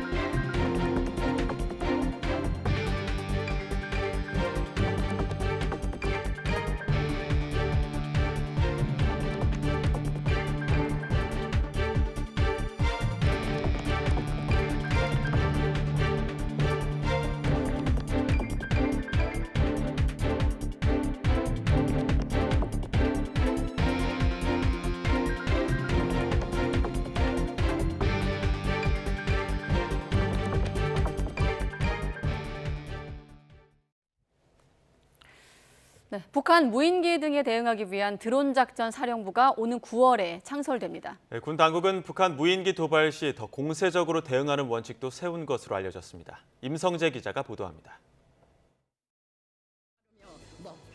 지난해 12월 우리나라 영공을 휘저었던 북한 무인기 5대. 이에 대응해 신설 움직임이 본격화된 드론 작전 사령부가 오는 9월 창설됩니다. 향후 감시와 정찰, 타격, 심리전, 전자기전 등 임무를 고루 수행하게 될 전망입니다. 국방부와 합동참모본부는 신설되는 드론 작전 사령부가 조기에 완벽한 작전 수행이 가능하도록 차질 없는 출범에 만전을 기해 주시기 바랍니다. 군 당국은 북한 무인기에 대한 공세적인 대응 원칙도 논의한 것으로 알려졌습니다. 북한이 무인기 도발을 다시 감행하면 10여 배 무인기를 북한 주요 지역으로 날려보내는 게 핵심입니다. 어떤 원칙을 세웠는지 이걸 구체적으로 말씀드리기는 어렵고 다만 드론 작전 사령부가 창설이 되면 드론 전력을 활용해서 감시, 정찰, 타격, 심리전, 전자기전 등 방어적 그리고 공세적인 임무 역할을 수행하게 될 것입니다. 이에 따라 드론 작전사에 배치될 전력도 관심인데 현재 군은 북한 전 지역을 정찰할 수 있는 소형 무인기 100대를 차례로 확보하고 있습니다. 시간당 수백 킬로미터를 비행하는 능력은 물론 통신 범위 밖에서도 자동으로 비행하는 기능과 적 진지에 떨어졌을 때 데이터를 삭제하는 기능, 복귀 기능 등을 갖춘 것으로 전해졌습니다. 레이더에 탐지되지 않는 스텔스 무인기도 연내 생산을 목표로 개발에 박차를 가하고 있습니다. 정찰용 드론뿐 아니라 킬러 드론 등도 드론 작전사에 대거 배치될 것으로 보입니다. 이미 5차례 진행된 연합 합동 화력 경멸 훈련에선 핵심 표적을 직접 공격하는 자폭 드론이 투입돼 눈길을 끌었습니다. 이런 가운데 북한은 재작년 1월 제8차 당대회에서 김정은 국무위원장이 직접 언급한 정밀 정찰 무인기 개발에 속도를 내고 있는 것으로 전해졌습니다. 이달 초엔 현재까지 식별된 것 중 가장 큰 날개폭 약 35m 신형 무인기 추정 항공기가 민간 위성에 포착됐습니다. YTN 임성재입니다. 김영철 전 통일전선 부장의 정치국 복귀에 대해서 우리 정부가 대남 분야 대응을 강화하려는 취지로 추정했습니다. 통일부 당국자는 김영철이 남북 대화나 대남 분야에서 오랫동안 관여해온 전문가라고 할 수 있다면서 이같이 분석했습니다. 김영철은 천안함 폭침 주범이자 과거 북한에서 대남 노동당 비서와 통일전선 부장을 맡아 남북 북미 정상회담을 이끌었습니다. 김영철은 재작년 대남 비서 자리가 없어지면서 사실상 강등됐고 지난해 상임위원회 위원에서도 해임됐지만 이번에 북한 노동당 전원회의를 계기로 정치국 후보위원과 통전부 고문 직책으로 복귀했습니다. 북한의 상반기 경제 성과를 대대적으로 선전하고 나섰습니다. 노동당 기관지 노동신문은 영농물자 보장 등 농업 분야 목표를 달성하기 위한 조치가 취해졌다거나 금속, 화학공업, 건설 부문 등에서 성과를 냈다고 과시했습니다. 하지만 앞서 통일부는 북한이 구체적인 성과 없이 규율 미확립 등을 언급해 일부 계획이 달성되지 않았음을 시사했다고 지적했습니다. 네, 미국과 중국은 토니 블링컨 미 국무장관의 방중 이후 중국의 친강 외교부장이 미국을 방문하는 등 고위급 대화를 계속하기로 했습니다. 미국 측은 중국과 건설적인 논의를 했다며 좋은 진전이라는 평가를 내놨습니다. 김선희 기자가 보도합니다. 지난 2월 이른바 정찰 풍선 갈등 이후 소통 부재로 악화일로를 걸었던 미국과 중국. 이번 토니 블링컨 미 국무장관의 방중을 계기로 대화가 있는 경쟁 국면으로 바뀌고 있다는 평가가 나오고 있습니다. 매튜 밀러 미 국무부 대변인은 양측은 양자 관계의 주요 우선순위와 다양한 영내 문제에 대해 솔직하고 건설적인 논의를 했다고 밝혔습니다. 그러면서 블링컨 장관은 미국은 치열하게 경쟁할 것이지만 관계가 갈등으로 비화하지 않게 책임감 있게 관리할 것을 강조했다고 말했습니다. 이런 노력의 하나로 양측은 중국의 친강 외교부장이 모두 편리한 시기에 미국을 방문해 고위급 협의를 이어나가기로 합의했습니다. I heard the same from my Chinese counterparts. We both agree on the need to stabilize our relationship. 하지만 타이완 문제 등 세부 현안을 놓고는 여전한 입장차도 확인했습니다. 블링컨 장관은 타이완 해협에서의 평화와 중국의 인권 문제에 대해 우려를 제기했고 시진핑 중국 국가주석은 미국은 중국의 정당한 권익을 해치지 말아야 한다고 강조했습니다.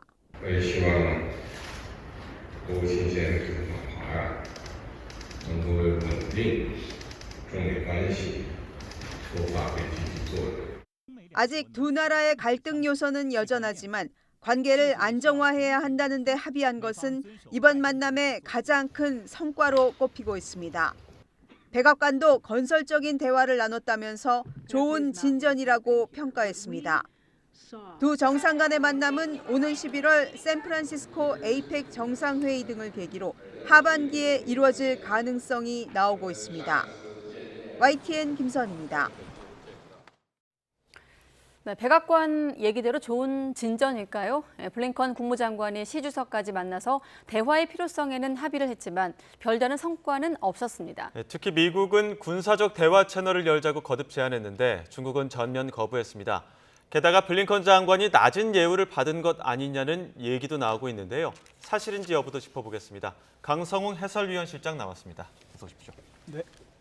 네, 먼저 우리랑 관련된 얘기부터 해보겠습니다. 블링컨 장관이 중국 측에 북한 문제에 대해서 영향력을 발휘해달라 이렇게 했는데 어떻게 얘기를 했다는 거죠?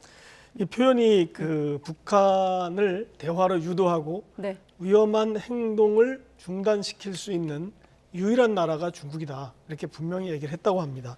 어제 이제 그 회동이 모두 끝나고 미국 대사관에 들어와서 아마 브리핑을 한 것 같습니다. 그리고 이제 국제사회가 지금 북한의 도발을 중단시키고 대화로 나오도록 하는 것을 장려할 필요가 있다. 이렇게 자락을 깔고 그리고 중국이야말로 그걸 할 수 있는 유일한 나라다. 그렇기 때문에 적극적으로 압박에 나서달라 이런 얘기인데요. 이거에 호응해서 중국이 무슨 반응을 보였는지 중국의 이제 그 회담 결과 공지문을 보면 북한 부분은 거의 없습니다, 사실.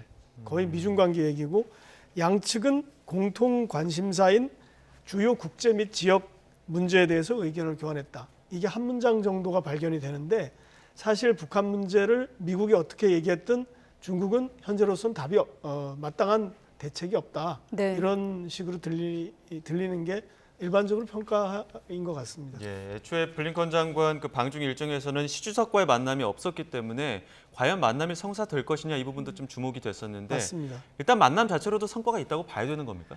그렇죠. 만난 것 자체는 성과라고 보고요. 그리고 또 새로운 대화를 이제 시작했고 앞으로도 좀 대화가 이어질 것 같은 어떤 레일을 깔았다? 그 정도로 생각하면 굉장히 성과가 있는 거고요. 성과가 어느 정도 목표에 따라서 있다 없다를 나눌 수 있을 것 같습니다. 목표를 낮추면 성과가 있는 거고 목표를 좀 높게 잡으면 없는데 이 양국에서 발표한 문안 중에 이런 게 있습니다. 솔직하고 건설적인 소통을 했다. 대체로 외교에서 솔직하고 건설적이라는 얘기는 결과가 별로 없었다라는 말과 똑같습니다. 그러니까 특히 솔직하다는 말이 뭔가 좋은 느낌을 주는데 솔직하다는 말은 서로 할 말을 다 했다. 이렇게 이해하는 게 좋을 것 같습니다. 그래서 특별히 이렇게 뭔가 성과를 기대한 사람에게는 만남 자체가 굉장히 중요한 성과지만 내용은 별로 없었다는데 특히 이제 7시간 반 동안 양국 외교장관이 앉아서 밥을 먹으면서 저녁까지 계속 토론을 했는데 내놓을 게 별로 없다. 네. 이렇게 보면 되는데 특히 이제 기대할 수 있는 게 9월에 뉴델리에서 그 G20 정상회의가 열리거든요. 그때 우리는 만날 것 같다. 혹은 만나기로 노력하고 있다. 이렇게 얘기하면 조금 성과가 있었을 텐데 그 얘기 없었다는 게 조금 성과가 없었다는 측면에 더 무게를 싣게 하고요. 그 합의했다라는 걸 보면 기업인이라든지 학생, 학자들의 방문을 서로 더 활성화하고 또 교통편, 항공편을 좀 늘리는 데 노력하자. 경제 무역 협력을 확대하자.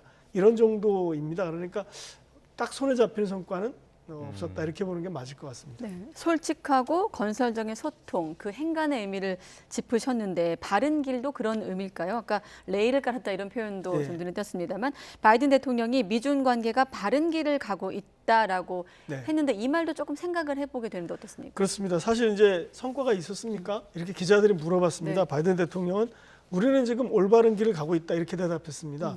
그리고 이어서 바로 진전이 있느냐라니까 나는 그렇게 못 느낀다 이렇게 얘기했습니다. 그러니까 이게 뭔가 대화가 되고 만나고 얘기를 충분히 했는데 뭔가 하고 싶었던 거를 못한 그런 상황에서 나오는 말인 것 같습니다. 제가 이제 여기 그 중국이나 미국이 얘기한 것 중에 향후 특정 문제 해결을 위해서 공동 작업 그룹 협의를 계속한다 이런 표현이 있어서 이게 뭔가 보니까 이거는 마약 문제입니다. 그러니까 그 펜타놀이라는 그 마약 성분이 중국에서 나와서 어느 나라를 거쳐서 미국에 들어오고 미국에서 그 마약이 확산되는데 중국이 무슨 역할을 한다라는 의심을 서로 하고 있습니다. 미국에서.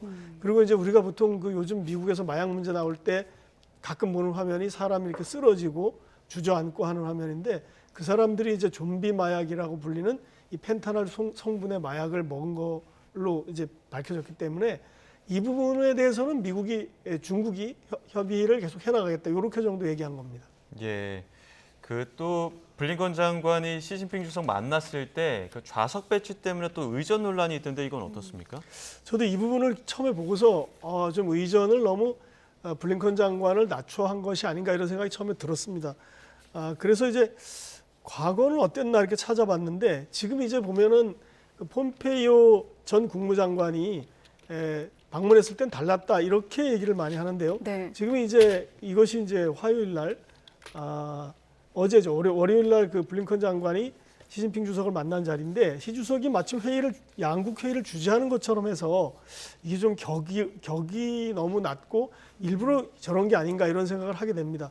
근데 폼페이오 장관이 2018년 6월 14일 날 중국을 가서 시진핑 주석을 만날 때는 옆으로 나란히 앉았습니다. 이렇게 안 앉고. 그래서 그래서 이게 의전 논란이 나오는데 좀 따져볼 것 중에 하나는 2018년 6월 14일은 싱가포르에서 북미 정상회담이 사상 처음으로 열린 지 이틀 뒤입니다. 그리고 직후에 이제 폼페이오 장관이 우리나라에 와서 회담 결과를 설명하고 그리고 그 다음 날 6월 14일 날 베이징에 와서 시진핑 주석을 만나서 회담 결과를 설명하는 자리였습니다. 네. 그러니까 어떤 양국 간의 전면적인 회담이 아니고 북미 정상회담이 워낙 사상첨으로 열렸기 때문에 트럼프 대통령과 그 당시 김정은 국무위원장이 만났지 않습니까? 싱가포르에서. 그 다음 날 베이징에 와서 시진핑 주석에게 특별히 그걸 설명하는 자리였기 때문에 네. 그런 좌석 배치가 가능하지 않았나 이런 생각도 듭니다. 지금 폼페이오 당시 장관이 접견했을 당시 화면 들어온 것 같은데 혹시 들어왔으면 볼 수 있을까요? 네, 준비가 되면 네, 보여주시고. 그리고 이제 하나 더 말씀드릴 거는 2018년 6월에 폼페이오 장관이 베이징에 가서는 시진핑 주석을 나란히 옆으로 만났는데 넉 달 뒤인 10월에 가서는 아예 만나지 않았습니다. 그런 만남이 없었습니다. 그래서 네. 저걸 의전으로 봐야 될지 아니면 그런 어떤 그 미국과의 관계에서 좀 미국을 낮춰보려는 건지 그런 네. 생각도 듭니다. 이 화면 지금이 그 같네요. 화면이죠. 네네. 2018년 화면인데 6월 14일 화면입니다. 그러니까 이때는 이렇게 나란히 앉았고 양측의 참모들이 앉았는데 이런 거는 좀 이제 상당히 격을 갖춰서 손님을 맞이한 그런 것으로 보이는 그런 화면입니다. 네. 네. 사실 보기에 따라서는 지금 뭐 자리 배치가 이렇게 직각이냐 이렇게 원형이냐 좀 이런 것도 좀 문제가 될 것 같고 보기에 따라서 의전상 홀대 받았다 이런 얘기 나올 법도 한데 어떻게 볼 수 있을까요? 그렇습니다. 제가 자료를 좀 더 찾아보니까 네. 2019년 미중 무역 협상이 한창 진행될 때 사진이 있는데요. 네. 이게 이제 로버트 라이트하이저 무역대표부 대표 당시 같은 방입니다. 같은 회의실에서 시 주석이 거의 같은 자리에서 그다음에 문우신 재무장관과 악수를 하고 있습니다. 이렇게 악수를 해서 맞이한 다음에 들어가서 자리를 이제 앉게 되는데 사실 이 좌석 배치가 지금 블링컨 장관 좌석 배치랑 거의 똑같습니다. 이렇게 앉아가지고 이게 2019년 2월 15일 사진입니다. 화면인데 왼쪽에는 이제 미국 측 협상 대표들이 앉았고요. 물론 뭐 의전 서열상 외교장관, 국무장관보다 라이트하이저 무역대표가 좀 낮긴 하지만 그래도 이제 미국의 장관이고요. 장관 2명이 왔는데 저렇게 앉혀서 회담을 한 거죠. 그러니까 시 주석이 저기 앉아서 회의를 이렇게 주재하는 방식으로 그때도 했고요. 또 반대쪽에는 이제 류허 부총리가 앉아 있고 이런 상황이고 그 다음에 이제 나중에 제가 또 그림을 찾아봤습니다. 그럼 미국은 어떻게 했을까? 미국 트럼프 대통령 당시에 이거 오발 오피스입니다. 미국 대통령 집무실 많이 알려져 있죠. 여기서 유허 부총리를 맞이하는 화면도 있습니다. 그러니까 대부분은 왼쪽 유허 부총리가 머리 허연 사람인데요. 이쪽에 이제 유허 부총리가 앉아 있고 여기 뭐 폼페이오 국무장관이라든지 옆에 뭐 문우신 재무장관, 로버트 라이트하이저 당시 무역대표부 대표 뭐 이런 뭐 윌버 로스 상무장관 이런 사람들이 쭉 앉아 있고 이렇게 맞이하는 경우도 있습니다. 근데 이거를 또 비슷하네요. 어떻게 이걸 의전으로 얘기를 해야 될지 잘 모르겠는데 어떤 상황에 따라서 미국이든 중국이든 존 볼턴 저기 안보 보좌관도 있네요. 그러니까 저렇게 이렇게 배치하는 건데 이게 아무래도 동양에서 보면 저런 자리 배치가 굉장히 민감한 건 같습니다. 그런데 실제로 중국이 어떤 의도를 가졌는지 과거에도 우리나라도 저런 관계가 있어서 또 이렇게 논란이 되기도 했는데 뭐 중국이 전혀 의도가 없었다고 보기엔 그런데 이거를 홀대를 했다라고 보기에도 조금 다른 사례로 보면 그렇게 심각한 건 아니지 않는가 이런 오히려 생각이 바꿔 듭니다. 말하면 그만큼 또 두 나라가 민감하지 않을까 이런 생각도 들고요. 네, 예민하구나. 지금 뭐 미중 정상회담으로 이어질지도 관심을 모으고 있고요. 이번에 그 미중 회담과 관련해서도 좀 평가가 박하게 나오긴 하는데 그 가장 큰 이유는 뭐라고 보십니까? 이 외신들을 찾아보니까요. 이것은 이제 미국이 군사 채널의 복원을 강력하게 요구를 했는데 중국이 단호히 거부를 했다는 겁니다. 그러니까 미국은 지금 군사적 대화 채널이 없어서 굉장히 좀 이게 문제를 야기하지 않을까 이렇게 걱정을 하고 있는데 중국 입장에서는 지금 국방부장인 리상프, 우리나라로 말하면 국방장관인데 이 사람이 미국의 제재에 걸려 있습니다. 그래서 이 제재부터 풀어라 이렇게 얘기를 하는데 2018년 이후로 계속 중국 국방부 장관이 미국의 제재에 걸려 있어서 그걸 풀지 않으면 우리는 군사적 대화 채널을 만들 수가 없다. 어떻게 미국이 제재를 하고 있는 사람하고 대화를 하겠다는 거냐 이런 논리고요. 그걸 먼저 풀면 할 수 있다 이렇게 얘기를 했고 양타오 북미 대양주 국장 외교부 국장이 그렇게 얘기를 했습니다. 미국이 아마 이것이 왜 안 되는지를 알고 있을 것이다. 그것이 바로 국방부장에 대한 제재를 풀라 이런 얘기인데 이 리상프 국방장관이 굉장히 중요한 인물입니다.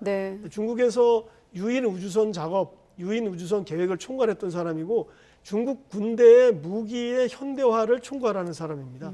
그렇기 때문에 이 사람을 미국은 붙잡아두고 제재를 하는 건데, 아니, 붙잡아두는 건 아니지만 제재를 풀지 않는 건데 중국은 이걸 먼저 풀지 않으면 대화를 군사적 차원에서는 하지 않겠다. 네. 이렇게 맞서고 있는 겁니다. 자, 시간이 별로 없어서 두 가지 질문을 묶어서 드리면 타이완 해협에서의 우발 충돌 우려가 지금 가장 걱정인데 네. 이번에 타이완 문제라든지 남중국해 문제는 입장차가 좁혀지지 않는 건지 거의 여쭤보겠습니다. 하나도 좁혀지지 않았다고 보면 됩니다. 그래서 사실 미국이 가장 우려하는 것은 이게 타이완 해협에서 최근에 그 정훈함이라는 미국 구축함 앞으로 중국의 그 구축함이 지나가지 않았습니까? 그 거리가 153m인데 그 배의 길이가 155m입니다. 그러니까 배 길이보다 더 짧은 정도로 앞으로 휙 지나갔는데 그런 상황이 발생해서 만약에 우발 충돌이 야기되면 이게 타이완 해협이나 남중국해 부근이 걷잡을 수 없는 사태가 벌어지는 것을 미국은 굉장히 우려하는데 사실 이렇게 우려하고 있다는 것이 중국의 들킨 셈이죠. 네. 그러니까 이런 상황에서 미국과 중국의 기존 타이완 해협이나 남중국해에 대한 입장 차이는 거의 좁혀지지 않았기 때문에 이것이 앞으로 계속 주목해야 될, 우려해야 될 사항인 것 같습니다. 네. 그리고 혹시나 해서 아까 자막 속에 좀비 마약이 펜타놀로 되어 있는데 네. 펜타놀은 화장품 성분이고 펜타닐이 아마 좀비 마약 그렇습니까? 것으로 보입니다. 네, 네. 정정하고 넘어가겠습니다. 펜타닐. 펜타닐. 네. 네. 강성우 해설위원 실장과 미중 관계 짚어봤습니다. 네, 고맙습니다. 네.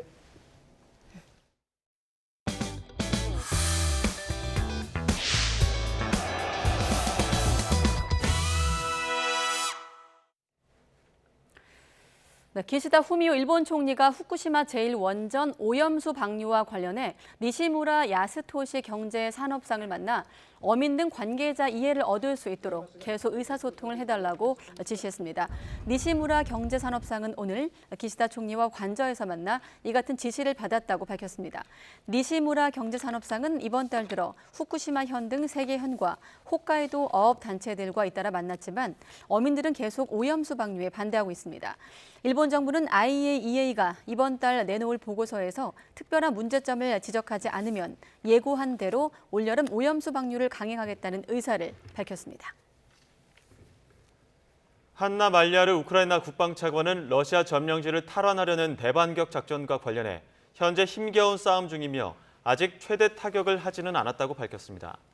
로이터 통신에 따르면 말야르 차관은 텔레그램 계정에 올린 글에서 이번 달 초 시작한 대반격의 전환과 관련해 계속되는 작전에는 여러 목표가 있고 군은 이 임무들을 충실히 수행 중이라며 이같이 말했습니다.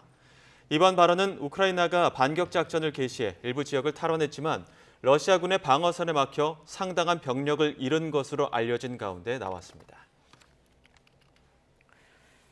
네, 총격 사건이 끊이지 않고 있는 미국에서 사흘 동안 10여 건의 총격으로 적어도 12명이 사망했습니다. 네, 일요일 아버지의 날과 월요일 노예 해방을 기념하는 연휴에 벌어진 총격입니다. 김태현 기자가 전합니다.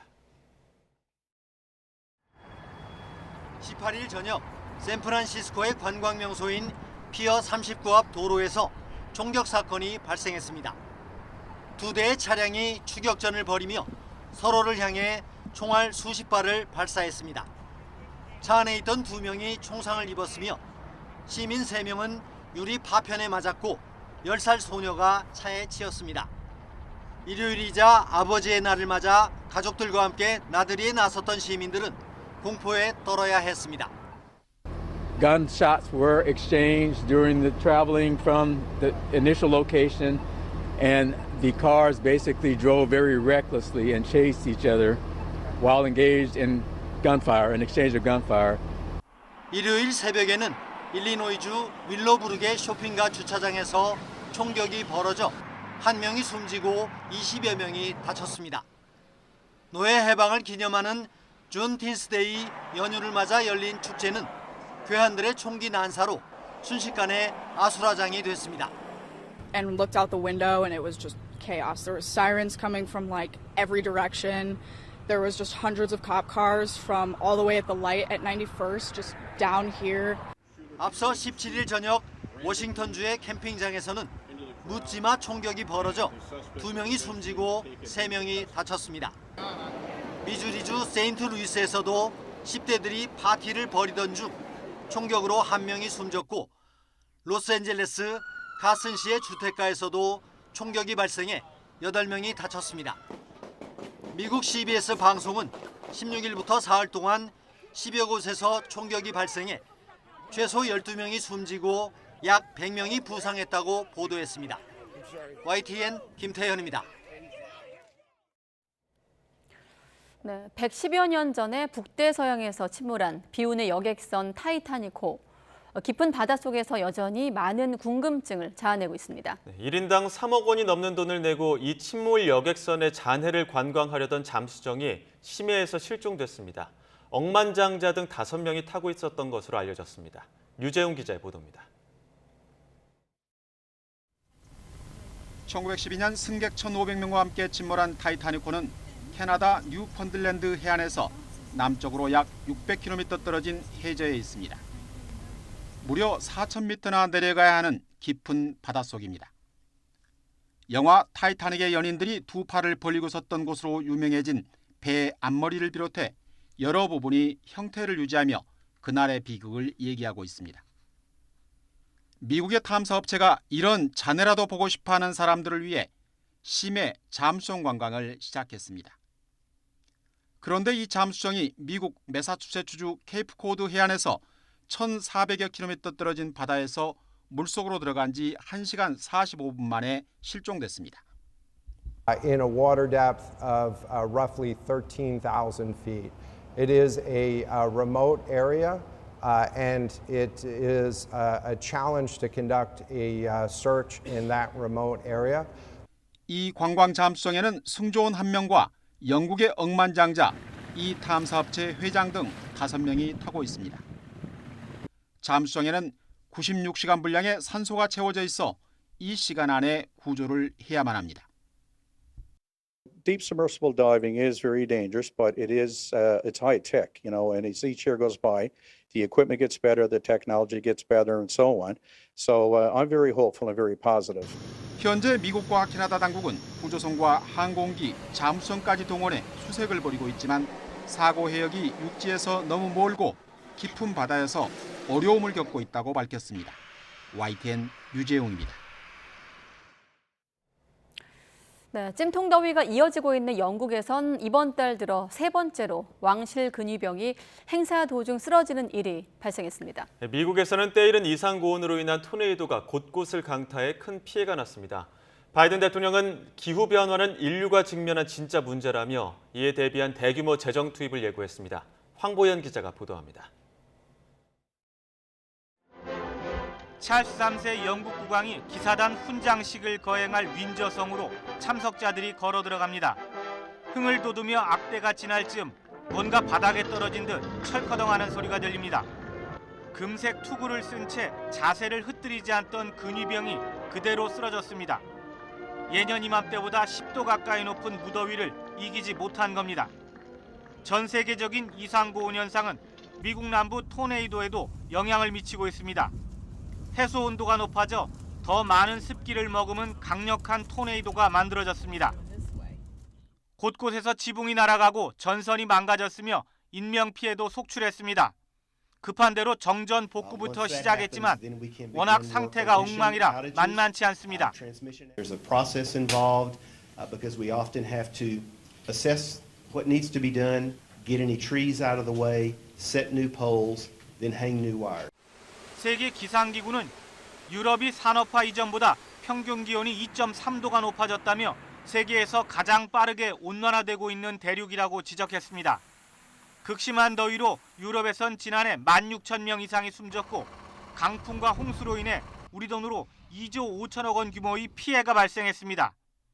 미국 바이든 대통령은 기후변화를 인류가 직면한 현실적이고도 강력한 위기로 규정했습니다. I've toured many sites across the country that clearly show climate change is a genuine, is the existential threat to humanity. The existential threat to humanity. 미국 정부는 폭풍과 해일에 대비한 제방과 방파제 건설 사업에 우선 6억 달러를 투입하고 전력망과 인터넷 통신선 현대화에 추가로 20억 달러를 지원할 계획입니다. YTN 황보연입니다. 부산 해운대 해수욕장 앞에 있는 고층 호텔에서 불이 나 투숙객들이 긴급히 대피했습니다.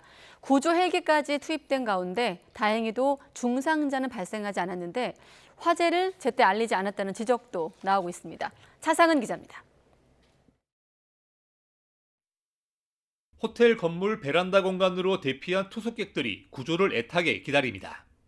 소방 사다리차가 쉴 새 없이 투숙객을 건물 아래로 옮깁니다.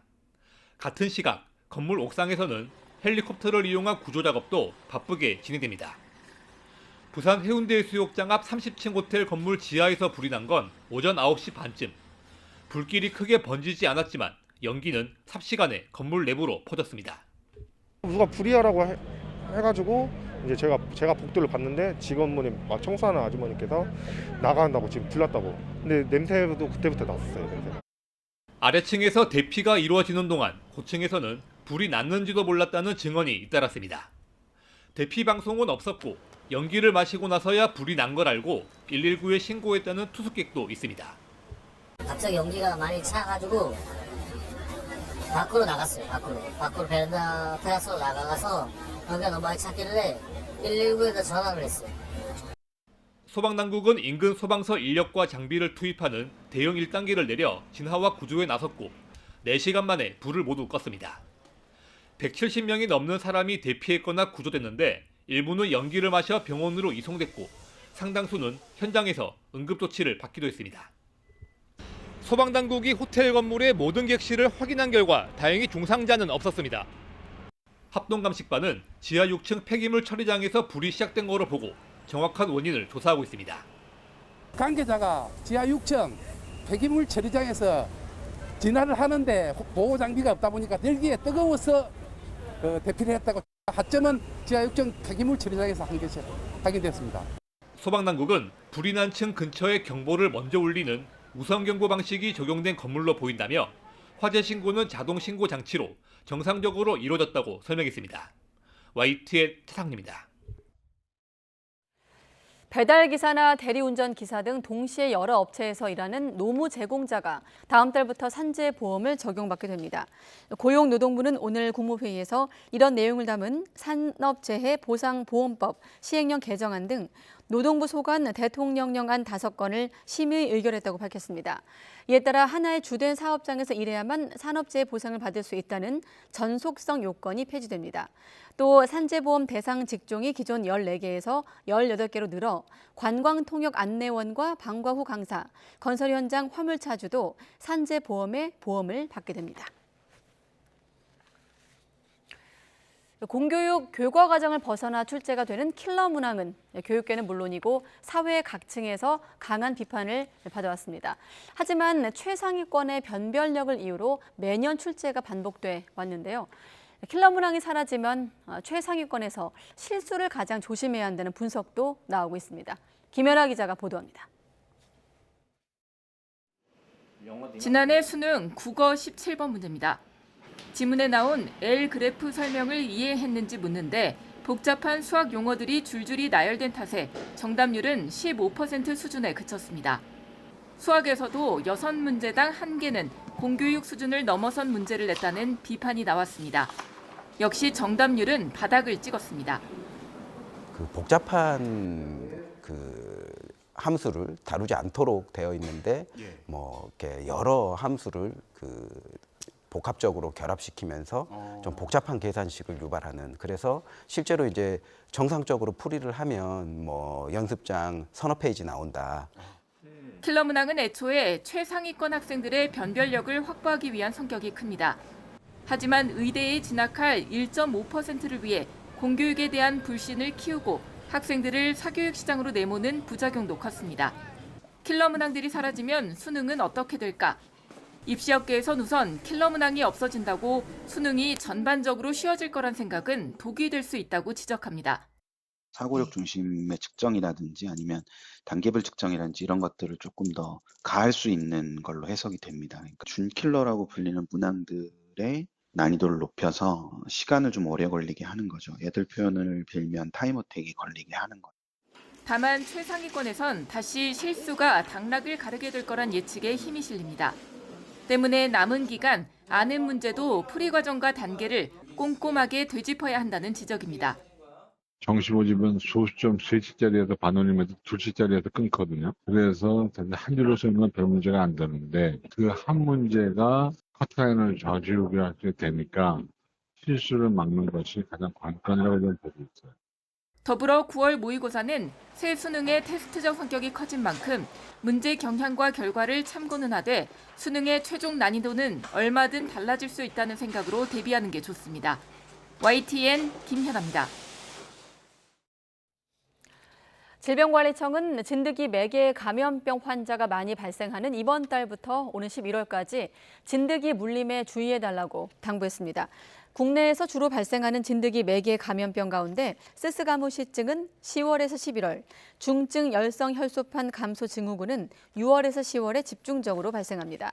두 감염병 모두 50%가 넘는 감염 요인이 농작업으로 집계되고 있는 만큼 농작업 시 진드기에 물리지 않도록 예방 수칙을 지켜야 한다고 당국은 조언했습니다.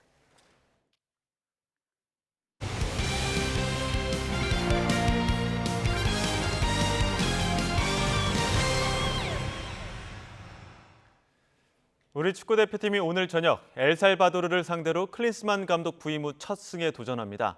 손흥민 선수도 출전할 것으로 보입니다. 취재기자 연결합니다. 허재원 기자.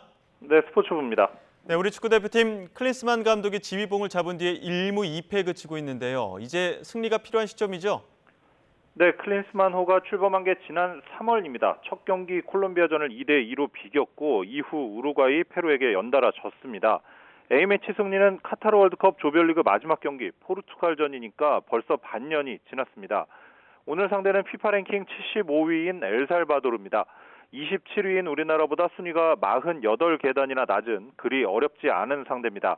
지난 16일 일본과 먼저 평가전을 했는데 경기 시작 3분 만에 수비수가 퇴장당하면서 6골을 먹고 6대0 완패를 당했습니다. 더구나 탈장 수술을 받고 회복 중인 손흥민 선수가 오늘 경기에는 출전이 가능할 것으로 보입니다. 클린스만 감독은 어제 기자회견에서 손흥민 선수를 교체 투입하겠다고 밝혔는데요. 직접 들어보겠습니다. We'll see a little bit how the game goes, but I'm very positive that he comes on. He's not going to start because he has not 90 minutes in his legs, but I hope that in the second half he gets the opportunity to come back on. 네, 어제 공식 훈련도 있었는데 손흥민 선수 컨디션 나쁘지 않아 보였죠? 네, 사실 나흘 전 페루와의 경기 때도 손흥민 선수는 정상적인 훈련을 모두 소화했습니다. 페루전 이후 주말과 어제까지 서서히 컨디션을 끌어올리면서 경기에 나설 준비를 마친 상황입니다. 문제는 경기 감각입니다. 마지막으로 실전을 소화한 게 지난달 29일 프리미어리그 마지막 경기였기 때문에 벌써 3주 이상 지났습니다. 그래도 손흥민 선수는 팀 분위기를 밝게 끌어올리면서 오늘 경기 필승을 다짐했습니다. 어제 기자회견 내용 들어보시죠. 감독님께서 아직 첫 승을 못 거두셨는데 선수들도 그런 거를 얼마나 큰 의미를 가지고 있는지 잘 알고 있어서 밝은 긍정적인 분위기 속에서 경기를 준비하고 있고, 엘살바도르는 우리나라가 지금까지 한 번도 만난 적이 없는 팀입니다. 오늘 경기가 열릴 대전 월드컵 경기장에서는 우리나라가 거둔 A매치 성적이 3승 3무 무패입니다. 약속의 땅 대전에서 클린스만 감독이 첫 승리를 거두길 기대해 보겠습니다. 지금까지 스포츠부에서 YTN 허재원입니다. 정구 대표팀 에이스 문혜경이 NH농협은행 인천 코리아컵 국제 소프트 테니스 대회 정상에 올랐습니다. 문혜경은 인천 여름을 경기장에서 열린 여자 단식 결승에서 타이완의 정주린과 치열한 타이브레이크 접전 끝에 4대3으로 이겼습니다. 문혜경 선수 소감 직접 들어보시죠. 네, 아시안 게임 나가면은 단식을 뛰게 될 것 같은데 그때도 지금 코리아컵 나왔던 선수들이랑 다 똑같이 붙게 될 거니까는 이번에 했던 거 토대로 아시안 게임에서도 좋은 결과 있었으면 좋겠어요. 3쿠션과 예술구 무대를 누볐던 미스터 매직 세이기너가 프로당구 PBA 데뷔 전부터 우승컵을 들어 올렸습니다. 세이기너는 블루원 리조트 챔피언십 결승전에서 압도적인 경기력으로 이상대의 세트 점수 4대0 완승을 거뒀습니다. 2019년 출범한 PBA에서 데뷔 전부터 우승한 최초의 사례로 세이기너는 찍어치기와 뒤로 끌어치기 등 고난도 샷을 자유자재로 구사하는 예술구의 달인입니다. 대한체육회가 2027 충청권 하계 유니버시아드 조직위원회의 실무 책임자인 사무총장 선임을 정부에 요청했습니다. 이기흥 대한체육회장은 충청권 4개 시도가 추천하는 인사가 상근 부위원장을 맡고 정부가 추천하는 인물이 사무총장을 맡는 게 낫겠다는 결론에 도달했다고 설명했습니다. 하루 만에 하늘 표정이 완전히 달라졌습니다. 이 불볕더위가 기승을 부렸던 어제와 달리 오늘은 전국 곳곳에 빗줄기가 이어지고 있는데요. 보시는 것처럼 현재 서해상에서 유입된 비구름이 점차 확대하고 있습니다. 오늘 밤이면 전국 대부분 지역에 비가 내리겠고요. 내리는 양은 전국에서 10에서 60mm가 되겠습니다. 이 비는 벼락과 돌풍을 동반해서 요란하게 올 수 있겠고요. 내일까지 이어지다가 오후에 서쪽 지방부터 잦아들겠습니다. 이 비와 함께 더위도 한풀 꺾였습니다. 오늘 26.4도 보였던 서울 낮 기온은 모레까지 26도로 계속해서 예년 기온을 2도 밑돌겠습니다. 내일 지역별 낮 기온 살펴보면 서울 26도, 광주 26도, 대구는 28도로 오늘과 비슷하거나 더 낮겠습니다. 이 모레는 중부와 경북 내륙을 중심으로 소나기가 지나겠고요. 다가오는 휴일 전후로는 제주도에 첫 장맛비가 내릴 전망입니다. 날씨였습니다. 가장 빠른 종합뉴스 뉴스큐 마치겠습니다. 이어서 이브닝 뉴스가 방송됩니다. 시청해주신 여러분 고맙습니다.